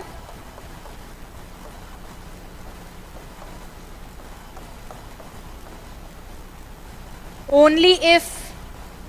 ये सारे क्या करते हैं? सेंटेंस के स्टार्टिंग में आते हैं तो क्या करते हैं? इन्वर्जन करवाते हैं। और ये क्वेश्चन इतनी बार पूछा हुआ है कि इनको भी नहीं पता इन्होंने कितनी बार पूछा है। बिल्कुल, राठौड़ चिंटू ने और भी बता दिए हैं, बेयरली बता दिया है, बहुत सारे बता दिए हैं, नो सूनर बता दिया है, हार्डली बता दिया है, ये सारी चीजें ध्यान में रखनी है। चलो, अब यहाँ पे ये नेगेटिव एडवर्ब दिख रही है क्या आप लोगों को? ये नेगेटिव एडवर्ब है, सेंटेंस के शुरुआत में आई है तो इसने करवाया इन्वर्जन। इसने इन्वर्जन करवाया, क्या इंटेरोगेटिव है? नहीं, इन्वर्जन करवाया और इन्वर्जन में डिड लगा रहा है, डिड लगा रहा है तो इसके बाद में तो वैसे भी वर्ब की फर्स्ट फॉर्म आती है, तो ये सारे तो गलत होने ही थे। ये तो कुछ ज़्यादा ही आसान क्वेश्चन पूछ लिया। मैं एक क्वेश्चन आपको बना के देती हूँ, ठीक है क्या? मैं एक क्वेश्चन आपको बना के देती हूँ। राहुल, कॉमन मैन, यादव, प्रदीप, एक बारी मैं आपको न्यू क्वेश्चन बना के देती हूँ। तो थोड़ा आसान पूछ लिया इन्होंने, कुछ ज़्यादा ही आसान हो गया। चलिए एक क्वेश्चन लिखो भाई।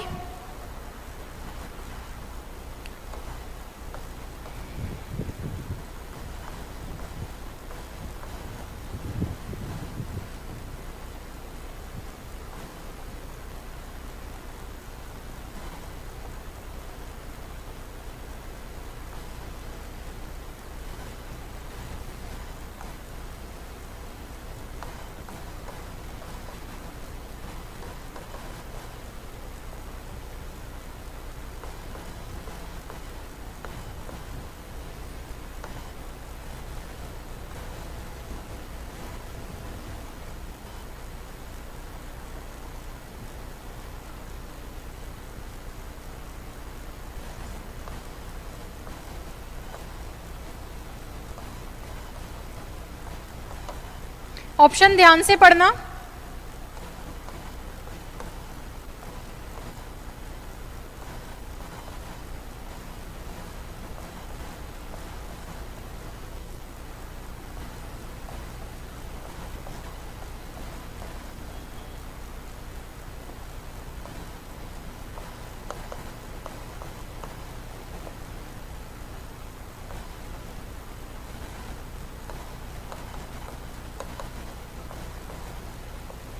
ये मैं RSSB बोर्ड बन के और ये एक क्वेश्चन आप लोगों को दे रही हूँ, आपको इसको पढ़ना है और फटाफट से मुझे बताना है।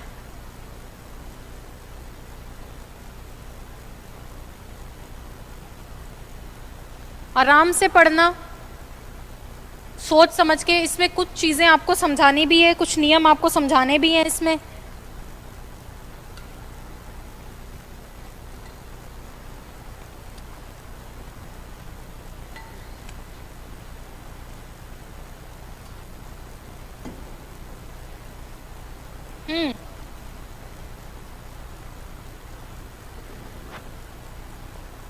चलिए, मनु चतुर्वेदी, सबसे पहली बात तो रिजेक्शन लगाना था। रिजेक्शन लगाना था तो ये तो अगर मैं क्वेश्चन नहीं भी पढ़ती, माना कि मैंने क्वेश्चन नहीं भी पढ़ा, तो भी ये तो गलत है क्योंकि हैड के साथ में वर्ब की फर्स्ट फॉर्म नहीं आएगी। और मैं क्वेश्चन नहीं भी पढ़ती तो भी ये गलत हो जाता क्योंकि डिड के साथ में रीच्ड नहीं आएगा। नेगेटिव एडवर्ब है और नेगेटिव अगर एडवर्ब है तो इन्वर्जन करवाएगी, और इन्वर्जन करवाएगी तो इन्वर्जन में सब्जेक्ट से पहले क्या आएगा? सब्जेक्ट से पहले वो हेल्पिंग वर्ब आएगी। तो यहाँ आएगी हेल्पिंग वर्ब और यहाँ आएगी मेन वर्ब। अब मुझे बताना है कि मैं डिड रीच लगाऊं या हैड रीच लगाऊं। देखो दोनों ही सही है, दोनों ही सही है, लेकिन डिक्शनरी लिख के देती है कि नो सूनर के साथ में हैड को प्रेफर किया जाता है। डिक्शनरी क्या लिख के देती है? नो सूनर के साथ में हैड को प्रेफर किया जाता है। तो अगर प्रेफर किया जाता है तो इसको हम 2 स्टार दे देंगे और इसको 1 स्टार दे देंगे। ये गलत नहीं होता है, बट डिक्शनरी अब वो खुद ही ढंग से डिफाइन नहीं कर रही। वो ये नहीं कह रही कि ये सही होता है, वो कहती है इसको प्रेफर किया जाता है। और प्रेफर किया जाता है तो हमने भी प्रेफर कर दिया। जब ऑप्शन में दोनों हो तो इसको सही करना, ये नहीं भी दे रखा तो ये सही है। क्लियर है क्या? चलें क्या? नेक्स्ट देखें। नेक्स्ट बताइए, ये समझ में आया क्या क्वेश्चन? अगर ये नहीं दे रखा होता तो इसको करते हैं हम ऐसा ही। सेम एज सुन एज भी करता है, वो इन्वर्जन नहीं करवाता, एज सुन एज इन्वर्जन नहीं करवाता, लेकिन यूज ऐसे ही होता है। चलें, आंसर यहाँ पे बी लगाना है अगर हेड दे रखा है, क्योंकि डिक्शनरी लिख के देती है। जाकर चेक कर लेना एक बारी कैम्ब्रिज डिक्शनरी में। नो सूनर क्या करता है? नो सूनर जो है हेड को प्रेफर करता है, हैड को प्रेफर करता है, ये डिक्शनरी लिख के देती है इसीलिए। ठीक है क्या? चलें आगे बढ़े। नेक्स्ट देखिए, ये क्वेश्चन समझ में आया? नो तो हमने क्या देखा कि जो नेगेटिव एडवर्ब्स होती हैं, नेगेटिव एडवर्ब्स इन्वर्जन करवाती हैं, उनका हेल्पिंग वर्ब पहले आ जाता है। बहुत इंपॉर्टेंट क्वेश्चन है, बहुत बार पूछा जा चुका है, एक बारी फिर आएगा। अच्छा, एक चीज़ आपको बताती हूँ, बीच में थोड़ा सा आपका टाइम ले रही हूँ। वैसे तो आप लोगों को मोटिवेशन की ज़रूरत नहीं है, आप सब इतने ज़्यादा मोटिवेटेड हो, है ना। आपसे तो मैं मोटिवेशन लेके मैं क्लासेस स्टार्ट करती हूँ, ठीक है। चलो, बिल्कुल डिड के साथ में वर्ब की फर्स्ट फॉर्म आती है, लेकिन सी ऑप्शन के अंदर तो वर्ब की फर्स्ट फॉर्म थी ना। हाँ, अब ध्यान से सुनो एक बारी, लास्ट में डिड के साथ में वर्ब की फर्स्ट फॉर्म आएगी, बिल्कुल डिड के साथ में वर्ब की फर्स्ट फॉर्म आएगी। ये डिड के साथ में वर्ब की फर्स्ट फॉर्म ही है सी ऑप्शन में, डी ऑप्शन में नहीं है, इसीलिए वो रिजेक्ट हो गया। चलें क्या, अब समझ में आया बिट्टू?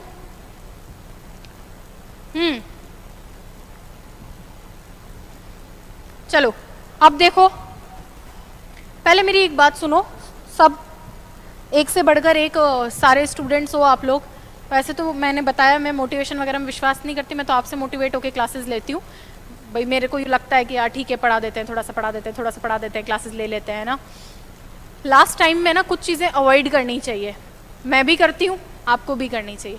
एक तो ना जो बहुत ज़्यादा आपको सजेशंस दे, उनसे बहुत ज़्यादा सजेशंस दे, उनसे दूर रहना है आपको। ये लोग क्या करेंगे, ये आपको करेंगे डीमोटिवेट। क्या होगा, उससे आप पढ़ना कर दोगे बंद। पढ़ना बंद कर दोगे तो मान लो आप पढ़ रहे थे, इंग्लिश आपको नहीं आ रही थी, तो आपके 75 में से क्वेश्चन सही हो रहे थे 35। अब आपने कर दिया पढ़ना बंद, तो अब आप आ जाओगे 15 पे। ये सारी चीजें कोई समझ नहीं पाता एग्जाम टाइम पे। आप 10 आदमियों से मिलोगे, 10 आदमी कहेंगे, और विशेषकर सावधान किन से रहना है वो भी मैं बता देती हूँ। सबसे सावधान रहना है जो सेंट्रल गवर्नमेंट की तैयारी कर रहे हैं, उन स्टूडेंट्स से विशेषकर आपको सावधान रहना है। हो सकता है कोई मेरी वीडियो अभी देख भी रहा हो, सेंट्रल गवर्नमेंट की तैयारी कर रहा हो, है ना, तो उनसे आपको खास तौर पे दूर रहना है। किसी की भावनाएं मैं आहत नहीं कर रही हूँ, इसीलिए वो आपको कहेंगे इतना आसान इंग्लिश नहीं आती है, बहुत खतरनाक इंग्लिश आएगी, एसएससी वाली इंग्लिश आएगी। देख भाई, पहले तो एसएससी वाला हमारा पेपर बनाएगा नहीं, मान ले उसने बना भी दिया, बहुत ज्यादा टफ आ गया, तो क्या ये राजस्थानी बच्चे राजस्थानी नहीं रहेंगे? क्या इनमें से कोई बहुत ज्यादा अंग्रेज बच्चा पैदा हो जाएगा? मान लीजिए कंपटीशन बढ़ेगा भी, तो टफ पेपर सभी के लिए टफ रहता है, टफ पेपर सभी के लिए टफ रहता है, क्योंकि जो तैयारी कर रहे हैं उसमें 80% बच्चे तो राजस्थान के ही हैं, और राजस्थानियों की इंग्लिश मुझसे तो नहीं छुपी हुई, ये तो मैं खास तौर पे आपको बता दूं। हम जब राजस्थानी हैं तो हम तो ये बात जानते ही हैं, मैं अपने आसपास में देखती हूँ। ये एलडीसी वाले बच्चों को सबसे ज्यादा कोई डराने का काम करता है तो एक तो ये एसएससी वाले बच्चे करते हैं, अरे ये इतना आसान इंग्लिश, अरे भाई तुम अपना देख लो, इन बेचारों को पढ़ लेने दो। वैसे ही इनको इतनी ज्यादा हिंदी आ चुकी है कि इनके दिमाग में इंग्लिश घुस ही नहीं रही है, पेनिट्रेट कर ही नहीं पा रहे हैं, दिमाग में जाना ही बंद होती है। हम कोशिश करते हैं जैसे तैसे राजस्थानी बोल के, जैसे तैसे तोड़ मरोड़ के कैसे भी इनको याद करवा दें, उसमें और इनको डराते हो। क्या बात है, ये कितनी गलत बात है।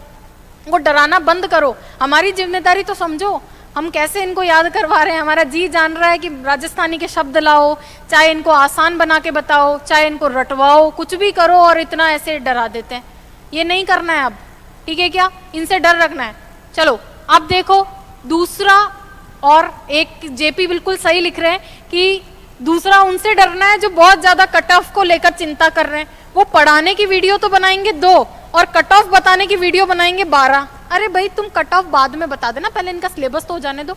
और मैं अपनी भी बात करूं, भाई मेरा रिवीजन ही नहीं कंप्लीट हुआ है, मैं क्या कट ऑफ बताऊं? आप लोगों को रिवीजन ही मैंने कंप्लीट नहीं कराया, मैं कट ऑफ बता के आपका जी पहले बैठा दूं कि नहीं नहीं भैया तुम तो पढ़ाई छोड़ ही दो, तुम्हारा तो नहीं होना है। तो ये वाली सारी चीज़ों से आप प्लीज़ दूर रहो, मेरी रिक्वेस्ट है आपसे। इन लोगों से कुछ होना जाना नहीं है और इनका इतना आपको माइंड लगाना नहीं है। इनसे दूर रह के अपनी पढ़ाई ढंग से चालू रखो, अपना एक बहुत अच्छा टाइम टेबल सेट करो। जिसकी कमी है, मतलब एक बहुत अच्छा कोटेशन है कि time is something we need the most and we use the worst. Time is something we need the most. Time एक ऐसी चीज है जिसकी हमें सबसे ज्यादा जरूरत होती है and we use the worst, और इसका इस्तेमाल हम सबसे बुरे ढंग से करते हैं क्योंकि हमारा कुछ मैनेजमेंट है नहीं, हमारा टाइम मैनेजमेंट नहीं है ना, हमारा फिर स्ट्रेस मैनेजमेंट हो पाता, बस हम डर जाते हैं और पढ़ाई छोड़ देते हैं। तो अच्छा सा टाइम टेबल बनाओ कि भैया सुबह के स्लॉट में तो मैं पढ़ूंगा अपना मैथ्स और साइंस, दिन के स्लॉट में रिविजन क्लास लूंगा, शाम के स्लॉट में रिविजन में जो पढ़ा उसको रिवाइज करूंगा, क्योंकि शाम में मैं थक चुका होता हूं तो मैं जीके पढ़ूंगा। तो इन सब चीजों का विशेष ध्यान रखा करो लास्ट टाइम पे, और खाने पीने का भी ध्यान रखा करो क्योंकि आपका पेट पाट खराब हो गया, कोई और समस्या हो गई तो उसका कोई क्योर नहीं हो सकता। ये मैं अपने उससे बता रही हूँ एक्सपीरियंस से कि आपका स्वस्थ होना एग्जाम टाइम पे ज्यादा इंपॉर्टेंट है, ठीक है क्या। चलो अब देखो, अब छोड़ते हैं और आगे बढ़ते हैं। मेरा मोटिवेशन हो गया खत्म, मेरे पास वो वाले मोटिवेशन नहीं है शेरों शायरियों वाले, मेरे पास जो है मैं आप लोगों को बता चुकी हूँ। चलो आगे बढ़ते हैं। अब आ जाइए अगले केस पे, सब्जेक्ट वर्ब एग्रीमेंट के, जो कि है नाउन से संबंधित। तो आप कहोगे नाउन तो हमारे सिलेबस में है ही नहीं, हाँ ठीक है, मत होने दो, नाउन सिलेबस में नहीं है, लेकिन उसके क्वेश्चन आपके सब्जेक्ट वर्ब एग्रीमेंट में पूछे जाते हैं। वो आपसे ये नहीं पूछेगा कि ये आपका जो नाउन है कि नहीं है, ये एडजेक्टिव है कि नहीं है, वो ये सीधा पूछेगा कि ये नाउन आएगी तो कौन सी वर्ब लगाओगे। तो अगेन सब्जेक्ट का वर्ब के साथ में आपको मैनेजमेंट देखना है, अपना भी और इसका भी। क्लियर है क्या। चलिए नेक्स्ट देखिए भाई, सबसे पहले नाउन के अंदर कुछ इररेगुलर नाउन्स होती हैं जो आपको देखने में पहचानने में नहीं आती। बचपन से हमने देखा कि एस लगाकर, ES लगाकर, IES लगाकर हम क्या करते हैं, प्लूरल बनाते हैं। जैसे गर्ल है तो गर्ल से क्या बन गया, गर्ल्स बन गया तो प्लूरल हो गया। जैसे हमने मान लीजिए मैंगो है तो मैंगो क्या है, सिंगुलर है तो ES लगा दिया तो मैंगोज होते ही क्या हो गया, प्लूरल हो गया। जैसे मान लीजिए कि कोई भी ऐसा है जिसके अंदर आपको अगर प्लूरल बनाना है तो ES या IES लगा के आप बना सकते हो, लेकिन कुछ ऐसे होते हैं जो ऐसे नहीं बनते हैं, तो उनको हम एक बार ही देख लेते हैं। देखो स्लॉट का मतलब टाइम टेबल को थोड़ा सा प्लीज अपना डील करो, अलग अलग स्लॉट्स होते हैं, जैसे 10 से 11 का स्लॉट, 11 से 12 का स्लॉट, ऐसे है ना। चलिए इररेगुलर प्लूरल्स देखते हैं। जैसे मैन है तो मैन क्या है, मैन सिंगुलर है, मैन क्या है, सिंगुलर है। एक आदमी के लिए मैन आता है MAN, और यही अगर बहुत सारे हो जाएंगे तो MEN आएगा, E आ जाता है। ऐसे ही विमेन, अब बहुत सारे बच्चों को ये चीजें आती होगी, लेकिन अब क्या है कि जब यहाँ से पढ़ा रहे तो हम तो ये मान के चल रहे हैं कि जो बच्चा गांधी जी का एक तलिस्मान का सिद्धांत है कि जो सबसे लास्ट में है उसकी तरफ ध्यान दो, तो मैं तो उसकी तरफ ध्यान दे रही हूँ जिसको कुछ नहीं आ रहा, वहां से शुरू करके जिसको आ रहा है उस तक के लिए अपन डिस्कस करेंगे, ठीक है क्या। चलिए अब देखो,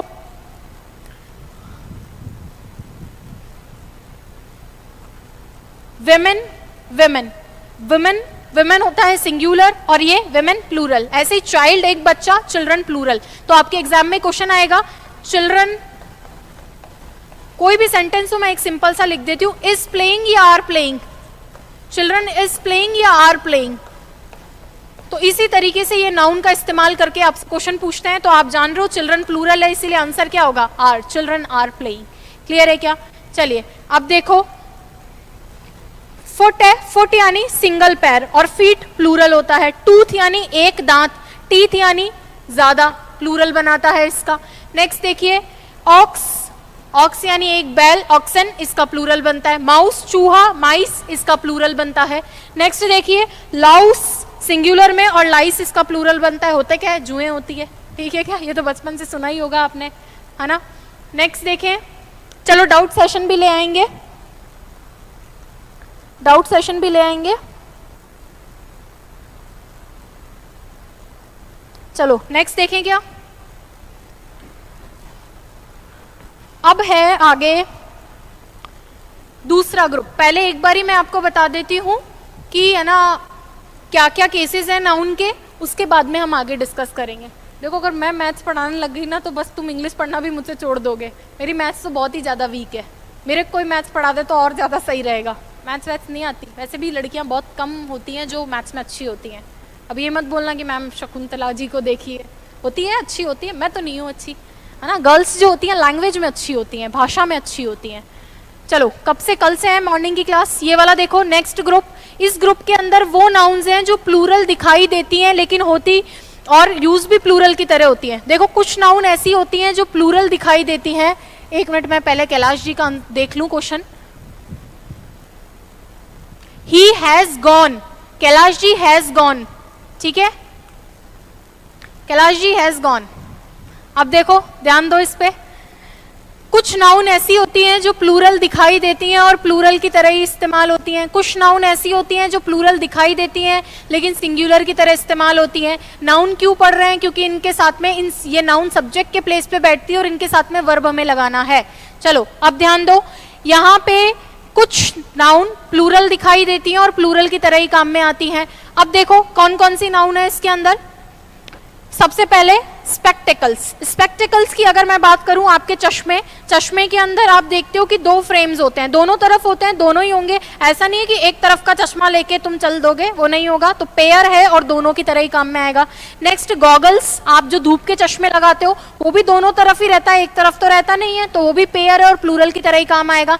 नेक्स्ट बायनोकुलर्स, अगर आपने देखे हो तो वो काले रंग का आता है, हिंदी में क्या दूरबीन बोलते हैं क्या उसको, इस तरीके से जूम इन जूम आउट करके आप उसको देखते हो, बायनोकुलर। नेक्स्ट है सिजर्स।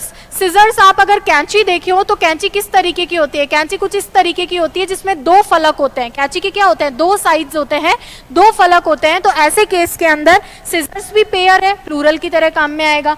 नेक्स्ट देखिए टोंग्स। टोंग्स बेसिकली, पवन मैं 2 घंटे से पढ़ा रही हूँ, मैं बोल रही हूँ भाई भगवान मेरे को शक्ति दे रहा है, वही काफ़ी है ना। मैं कोशिश करूँगी स्पीड में पढ़ाने की, लेकिन गला चला जाएगा तो कल क्लास नहीं ले पाएंगे, ठीक है? तो उसको भी प्लीज़ ध्यान में थोड़ा रखा करो।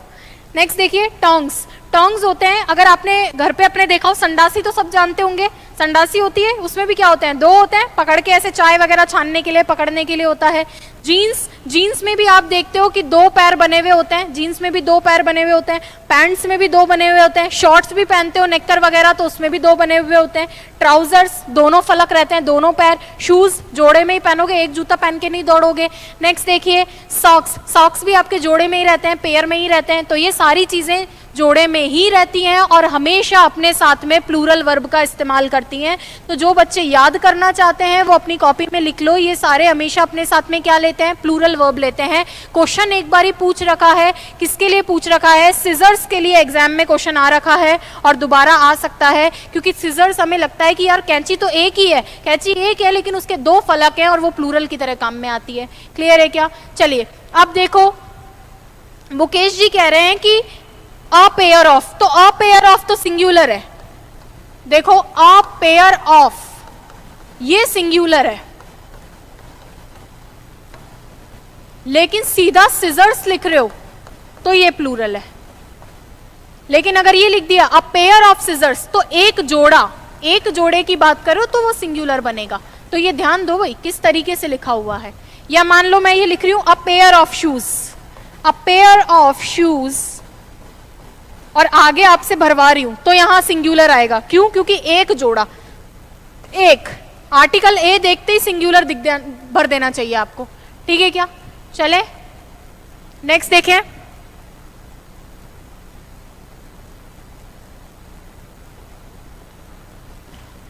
नेक्स्ट है अगला ग्रुप, देखो भाई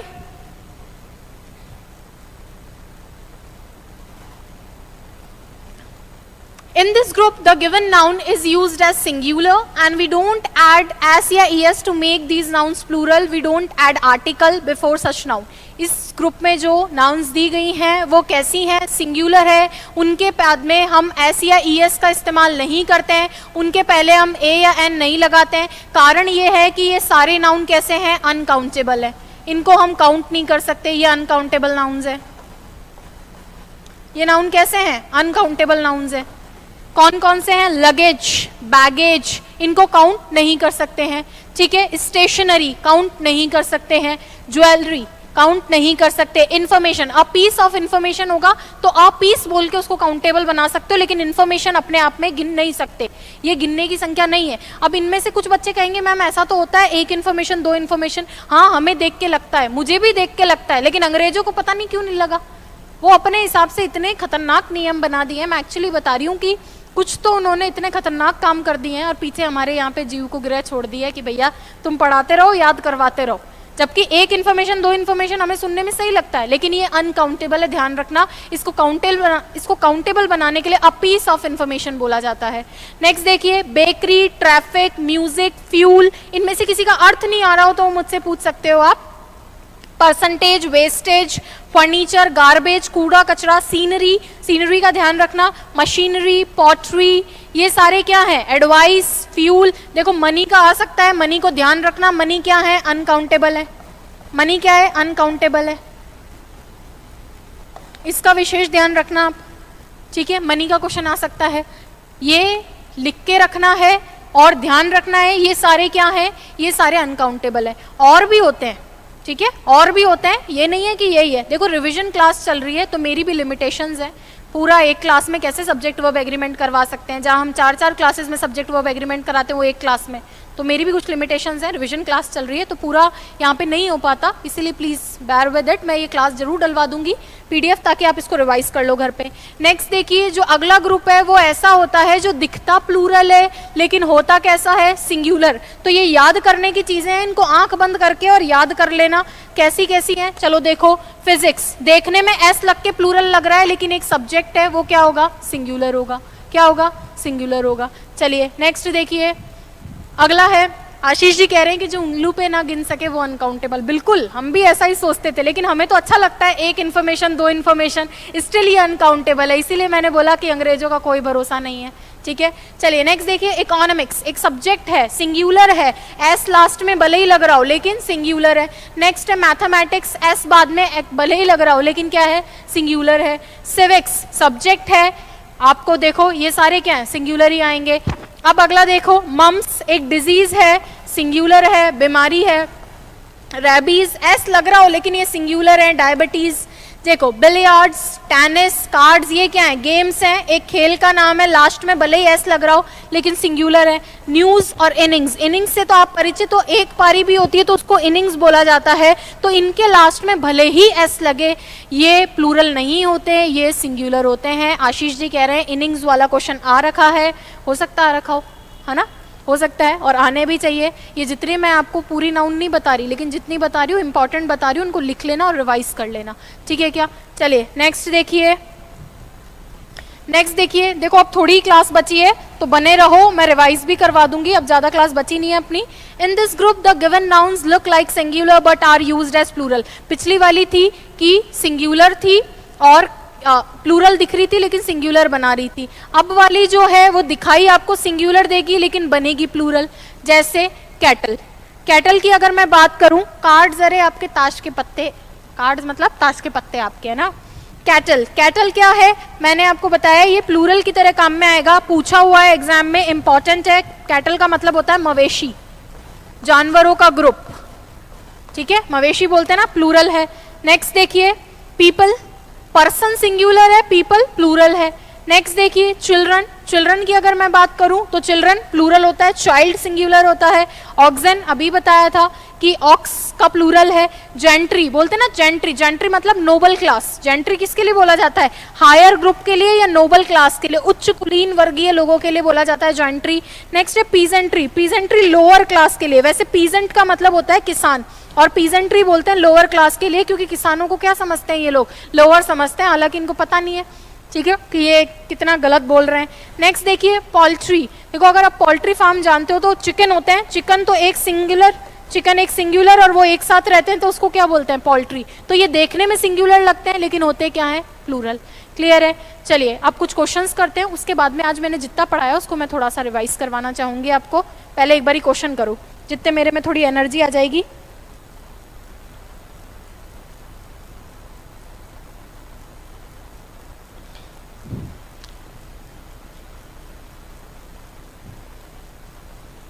बिल्कुल, इन्फेंट्री, कैवलरी,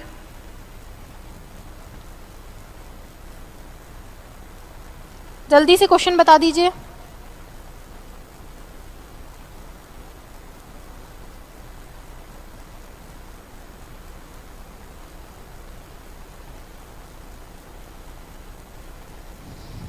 जल्दी से बता दीजिए।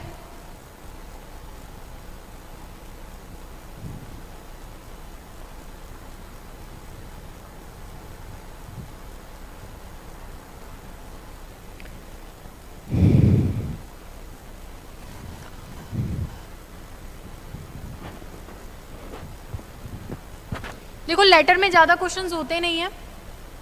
पुलिस, पुलिस प्लूरल और पुलिसमैन सिंगुलर, MAN वाला।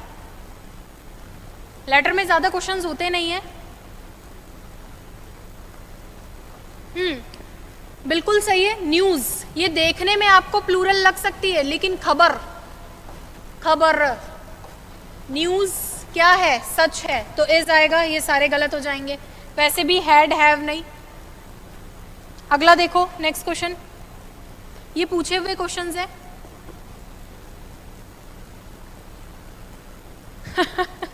राम विष्णोई कह रहे हैं कि ऐसे ही लोगों से सावधान रहना है जो कह रहे हैं इंग्लिश में हाथ तंग है लेकिन सब कुछ आ रहा है।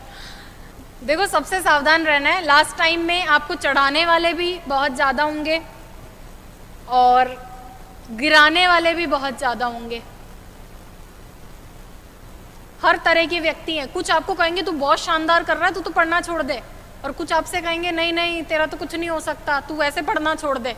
तो ये पढ़ाई छुड़वाने वालों से कृपया दूर रहें, है ना। आउट इन द गार्डन, बाहर गार्डन में, अ गुड टाइम, एक अच्छा समय, क्या कर रहे हैं, हैव, रख रहे हैं। यहाँ पे हैव का मतलब देखो रखना भी होता है, पोजीशन के लिए भी आता है, और यहाँ व्यतीत करने से समझ सकते हो आप, व्यतीत कर रहे हैं, बिता रहे हैं, ठीक है, या रख रहे हैं, अच्छा टाइम। तो अब यहाँ पे देखो चिल्ड्रन प्लूरल या सिंगुलर, चिल्ड्रन प्लूरल होगा तो वॉस तो आएगा नहीं, हैज आएगा नहीं। Had been, the children had been, children है, क्या है, अच्छा समय। अरे बच्चे अच्छा समय थोड़ी होता है, उनके साथ अच्छा समय होता है, उनके साथ समय अच्छा हो जाता है, बच्चे अच्छा समय नहीं हो सकते।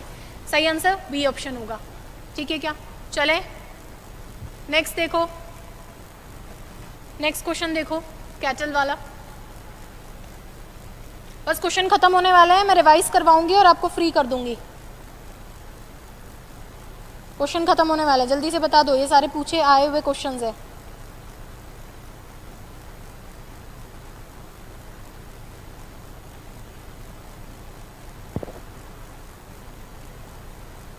बिल्कुल, पोजीशन के लिए, अधिकार के लिए भी आता है आशीष। जैसे आई हैव 2 चिल्ड्रन, मेरे 2 बच्चे हैं, अधिकार है पोजीशन के लिए। हाँ देखो कैटल सिंगुलर या प्लूरल, कैटल होता है प्लूरल के लिए, तो आंसर कौन सा वाला होगा, नहीं नहीं नहीं, ये तो रिजेक्शन से ही हो जाएगा। तो cattle are driven all over the fields. देखो ड्राइव का मतलब होता है मैनेज करना, कंट्रोल करना, तो cattle are driven all over the fields, यानी कैटल को मवेशी को फील्ड में कंट्रोल किया जा रहा है, उस केस के अंदर आया है, ठीक है। नेक्स्ट देखो,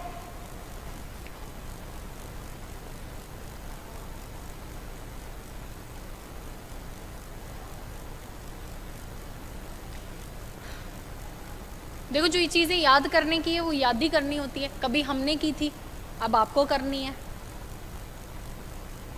बिल्कुल, ईट ड्रिंक के लिए भी आता है have, I am having my lunch,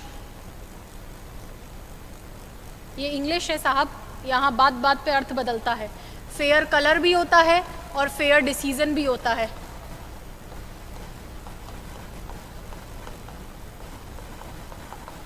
इसलिए रट नहीं सकते इंग्लिश में। चलिए देखो, इंडिया का थोड़ा सा ध्यान रखना, इंडिया का थोड़ा ध्यान रखना। इंडिया के टीम मेंबर्स की अगर बात हो, इंडिया के टीम मेंबर्स की अगर बात हो तो वहाँ पे प्लूरल का इस्तेमाल करना है, और इंडिया एज अ टीम बात कर रहे हो, as a single individual entity के रूप में बात कर रहे हो तो वहाँ सिंगुलर आएगा। अरे मेरा देश जीता है, मेरे देश की एकता जीती है, वो एक साथ जीता है, तो आपको यहाँ पे इंडिया जीता है, India has won the match by 3 goals. अब यहाँ पे वॉज लगाते तो पैसिव हो जाता, पैसिव हो जाता, इंडिया को जीता गया था। अरे इंडिया को क्या जीता गया था, इंडिया कोई नहीं जीत सकता, अंग्रेज आए, कोशिश की लेकिन भाग गए, ठीक है क्या। चले नेक्स्ट देखो, वर्क का मतलब होता है काम, वर्क्स का मतलब होता है अचीवमेंट। सही आंसर कौन सा वाला होगा, ये ऑप्शन। क्लियर है। देखो जब कभी आपको ऑप्शन में सुन लो, है ना, हेड क्यों नहीं हुआ मैं बता देती हूँ एक बारी। जब कभी ऑप्शन के अंदर आपको पास्ट का यूज करना हो तो पास्ट सिंपल को प्रेफर किया जाता है, अगर पास्ट परफेक्ट और पास्ट सिंपल दोनों दिया है, क्योंकि पास्ट परफेक्ट पास्ट सिंपल का पास्ट होता है, पास्ट परफेक्ट में डायरेक्ट नहीं जाया जाता, पास्ट परफेक्ट में डायरेक्ट नहीं जाया जाता, पास्ट सिंपल एक स्टेप होता है, उससे पहले पास्ट परफेक्ट होता है, इसीलिए पास्ट परफेक्ट को यहाँ नहीं किया गया है। क्लियर है क्या? चलें क्या नेक्स्ट देखें। अब देखो, देख देख के ऐसे गड़बड़ नहीं करनी है। चलो शुरू करते हैं। आज पढ़ा क्या हमने एक बारी, आपको बस चुपचाप मेरी बात सुननी है और मैं कुछ बता रही हूँ उसको ध्यान से सुनना है। कुछ बता रही हूँ बहुत इंपॉर्टेंट, ध्यान से सुनना है। देखो, आज हमने सब्जेक्ट वर्ब एग्रीमेंट पढ़ा। मैंने आपको शुरू में बोला कि सब्जेक्ट वर्ब एग्रीमेंट को 3 टुकड़ों में पढ़ते हैं, टेंस, डिटरमिनर और सब्जेक्ट वर्ब एग्रीमेंट। डिटरमिनर अब पढ़ाऊंगी, टेंस भी अब पढ़ाऊंगी, सब्जेक्ट वर्ब एग्रीमेंट से हमने शुरुआत की। सबसे इम्पॉर्टेंट नियम जिससे बहुत बार सवाल पूछे गए, वो क्या पूछे गए हैं? वो ये पूछे गए हैं कि सब्जेक्ट वर्ब एग्रीमेंट के अंदर अगर सब्जेक्ट के साथ में प्रेपोजिशन का इस्तेमाल हो तो प्रेपोजिशन ऑब्जेक्ट को अलग कर दो, प्रेपोजिशन के बाद आने वाला नाउन और प्रोनाउन उसका ऑब्जेक्ट बन जाता है, प्रेपोजिशन ऑब्जेक्ट को अलग करके जो बचता है वो सब्जेक्ट होता है और उसके अनुसार ही वर्ब लगती है। क्लियर है क्या? इतनी सी बात ध्यान रखना। दूसरी चीज, इसी को देख के बहुत सारे क्वेश्चन हमने किए। दूसरा, हम आगे बढ़े और अगला नियम हमने पढ़ा। अगला नियम ये था, क्या था भाई? अगर एंड लगा हुआ हो तो एंड का मतलब हमेशा जरूरी ऐसा नहीं है कि एंड का मतलब जोड़ने का ही काम है। एंड सिंगुलर भी ले सकता है आगे, हमेशा प्लूरल की जरूरत नहीं है और इसके क्वेश्चन हमने किए। अगर एंड सिंगल एंटिटी को दिखाता है तो एंड जोड़ने का काम नहीं कर रहा, वहाँ सिंगल यूनिट बना रहा है तो सिंगुलर लगाओगे। जैसे हमने एक क्वेश्चन ये वाला देखा था और एक क्वेश्चन हमने 120 किलोमीटर वाला देखा था। उसके बाद हम और आगे बढ़े तो हमने बोला ईच एवरी को कैसे भी ले आओ, ईच और एवरी हमेशा क्या करते हैं? ईच और एवरी हमेशा सिंगुलर वर्ब ही लेते हैं। फिर और सिंगुलर नाउन और सिंगुलर वर्ब अपने बाद में। और आगे बढ़े तो हमने कहा नाइदर नॉर, आइदर और अपने पास में जो नियरेस्ट सब्जेक्ट होता है उसके अकॉर्डिंग ही वर्ब लगाते हैं। Either of, neither of, one of, each of, इनके साथ में हमेशा सिंगुलर वर्ब का इस्तेमाल होता है। नेक्स्ट देखिए, हमने कहा जब कभी आपको रिक्त स्थान भरने हो प्रोनाउन से और ऑप्शन में first person, second person, third person तीनों हो तो नॉर्मल स्थिति में तो 2 3 1 का नियम होता है और अगर आप क्रिटिसिज्म या ब्लेम कर रहे हो तो 1 2 3 का नियम होता है। ठीक है क्या? चलिए नेक्स्ट देखिए। अगला है देयर के साथ में क्या करना है? देयर एक तो एडवर्ब होता है, ठीक है, वहाँ के लिए, लेकिन एक अगर वो डमी सब्जेक्ट बने तो आगे आने वाला नाउन तय करता है कि वहाँ क्या आएगा फिल इन द ब्लैंक में। उसके आगे और बड़े थे तो हमने कहा कि कुछ नेगेटिव एडवर्ब्स होती हैं वो इन्वर्जन करवाती हैं, जैसे scarcely, badly, no sooner, not only, इनमें इन्वर्जन होता है। हेल्पिंग वर्ब सब्जेक्ट से पहले आ जाती है, वो इंटेरोगेटिव नहीं होता, वो सिर्फ एक नियम है कि नेगेटिव एडवर्ब शुरू में आके इन्वर्जन करवा देती हैं। अच्छा, नो सूनर के साथ में परफेक्ट को प्रेफर किया जाता है, बाकी बेसिक नियमों से आप इसको सॉल्व करेंगे। आगे अगर बात करूँ तो फिर हम पहुँचे कुछ नाउन पे। कुछ नाउन्स रेगुलर होती हैं, कुछ नाउन्स ऐसी होती हैं जो दिखाई कैसी देती हैं, प्लूरल जैसी, और काम भी प्लूरल में आती है। कुछ ऐसी होती है जो सिंगुलर जैसी दिखाई देती हैं लेकिन प्लूरल होती हैं। कुछ ऐसी होती है जो प्लूरल दिखाई देती हैं लेकिन सिंगुलर होती हैं। और वो क्या कैसे होती हैं वो शीट में आपको मिल जाएगा, क्योंकि मैं ऑलरेडी पढ़ा चुकी हूँ और मेरा गला थक चुका है, मेरी एनर्जी ख़त्म हो चुकी है। तो आई थिंक इस क्लास को हमें यहीं ख़त्म करना चाहिए। आई होप क्लास आप लोगों के लिए इंटरेस्टिंग थी, इम्पॉर्टेंट थी। ऐसे और भी सारे सेशंस हर टॉपिक पे हम लाने की कोशिश करेंगे। सारे टॉपिक्स हम इस तरीके से लाने की कोशिश करेंगे यूट्यूब पे। आपके एग्ज़ाम से पहले रिवाइज थोड़ा सा करवाने की कोशिश करूँगी। देखो, रिवीजन रिवीजन ही होता है, ये मैं आपको बता दूँ, रिवीजन रिवीजन ही होता है। आप उसको थरली नहीं मान सकते और इसमें मुझे स्वीकारने में कोई ऐसा नहीं है कि व्यूज़ डाउन हो जाएंगे। जो ट्रुथ है मैं उसको एक्सेप्ट करती हूँ। रिवीजन रिवीजन ही होता है। पूरी कोशिश करेंगे कि आपका अच्छे से रिवीजन हो और कोई टॉपिक छूटे ना, कोई कॉन्सेप्ट छूटे ना। जहाँ से सवाल आ रहे हैं वो ज़्यादा शामिल होगा। क्लास तक बने रहने के लिए आपका बहुत बहुत धन्यवाद। और इस क्लास की पीडीएफ आपको वीआईपीएम के टेलीग्राम चैनल वीआईपीएम क्लासेस पे मिल जाएगी। जो ग्रेड के स्टूडेंट हैं, बिल्कुल ये ग्रेड का बैच है, ग्रेड फर्स्ट सेकंड थर्ड तीनों के बच्चे कांटेक्ट कर सकते हैं वीआईपीएम के कांटेक्ट नंबर 8955232362 पे, और आप वहाँ से डिटेल्स ले सकते हो। न्यू क्वेश्चंस ट्रांसलेशन के लाने हैं, बिल्कुल मैं कोशिश करूँगी कि ट्रांसलेशन के न्यू क्वेश्चंस आएँ, ठीक है क्या। Thank you so much class तक बने रहने के लिए, और आगे क्लासेस आती रहेंगी। Thank you. अब मेरी एनर्जी ख़त्म हो चुकी है, धन्यवाद।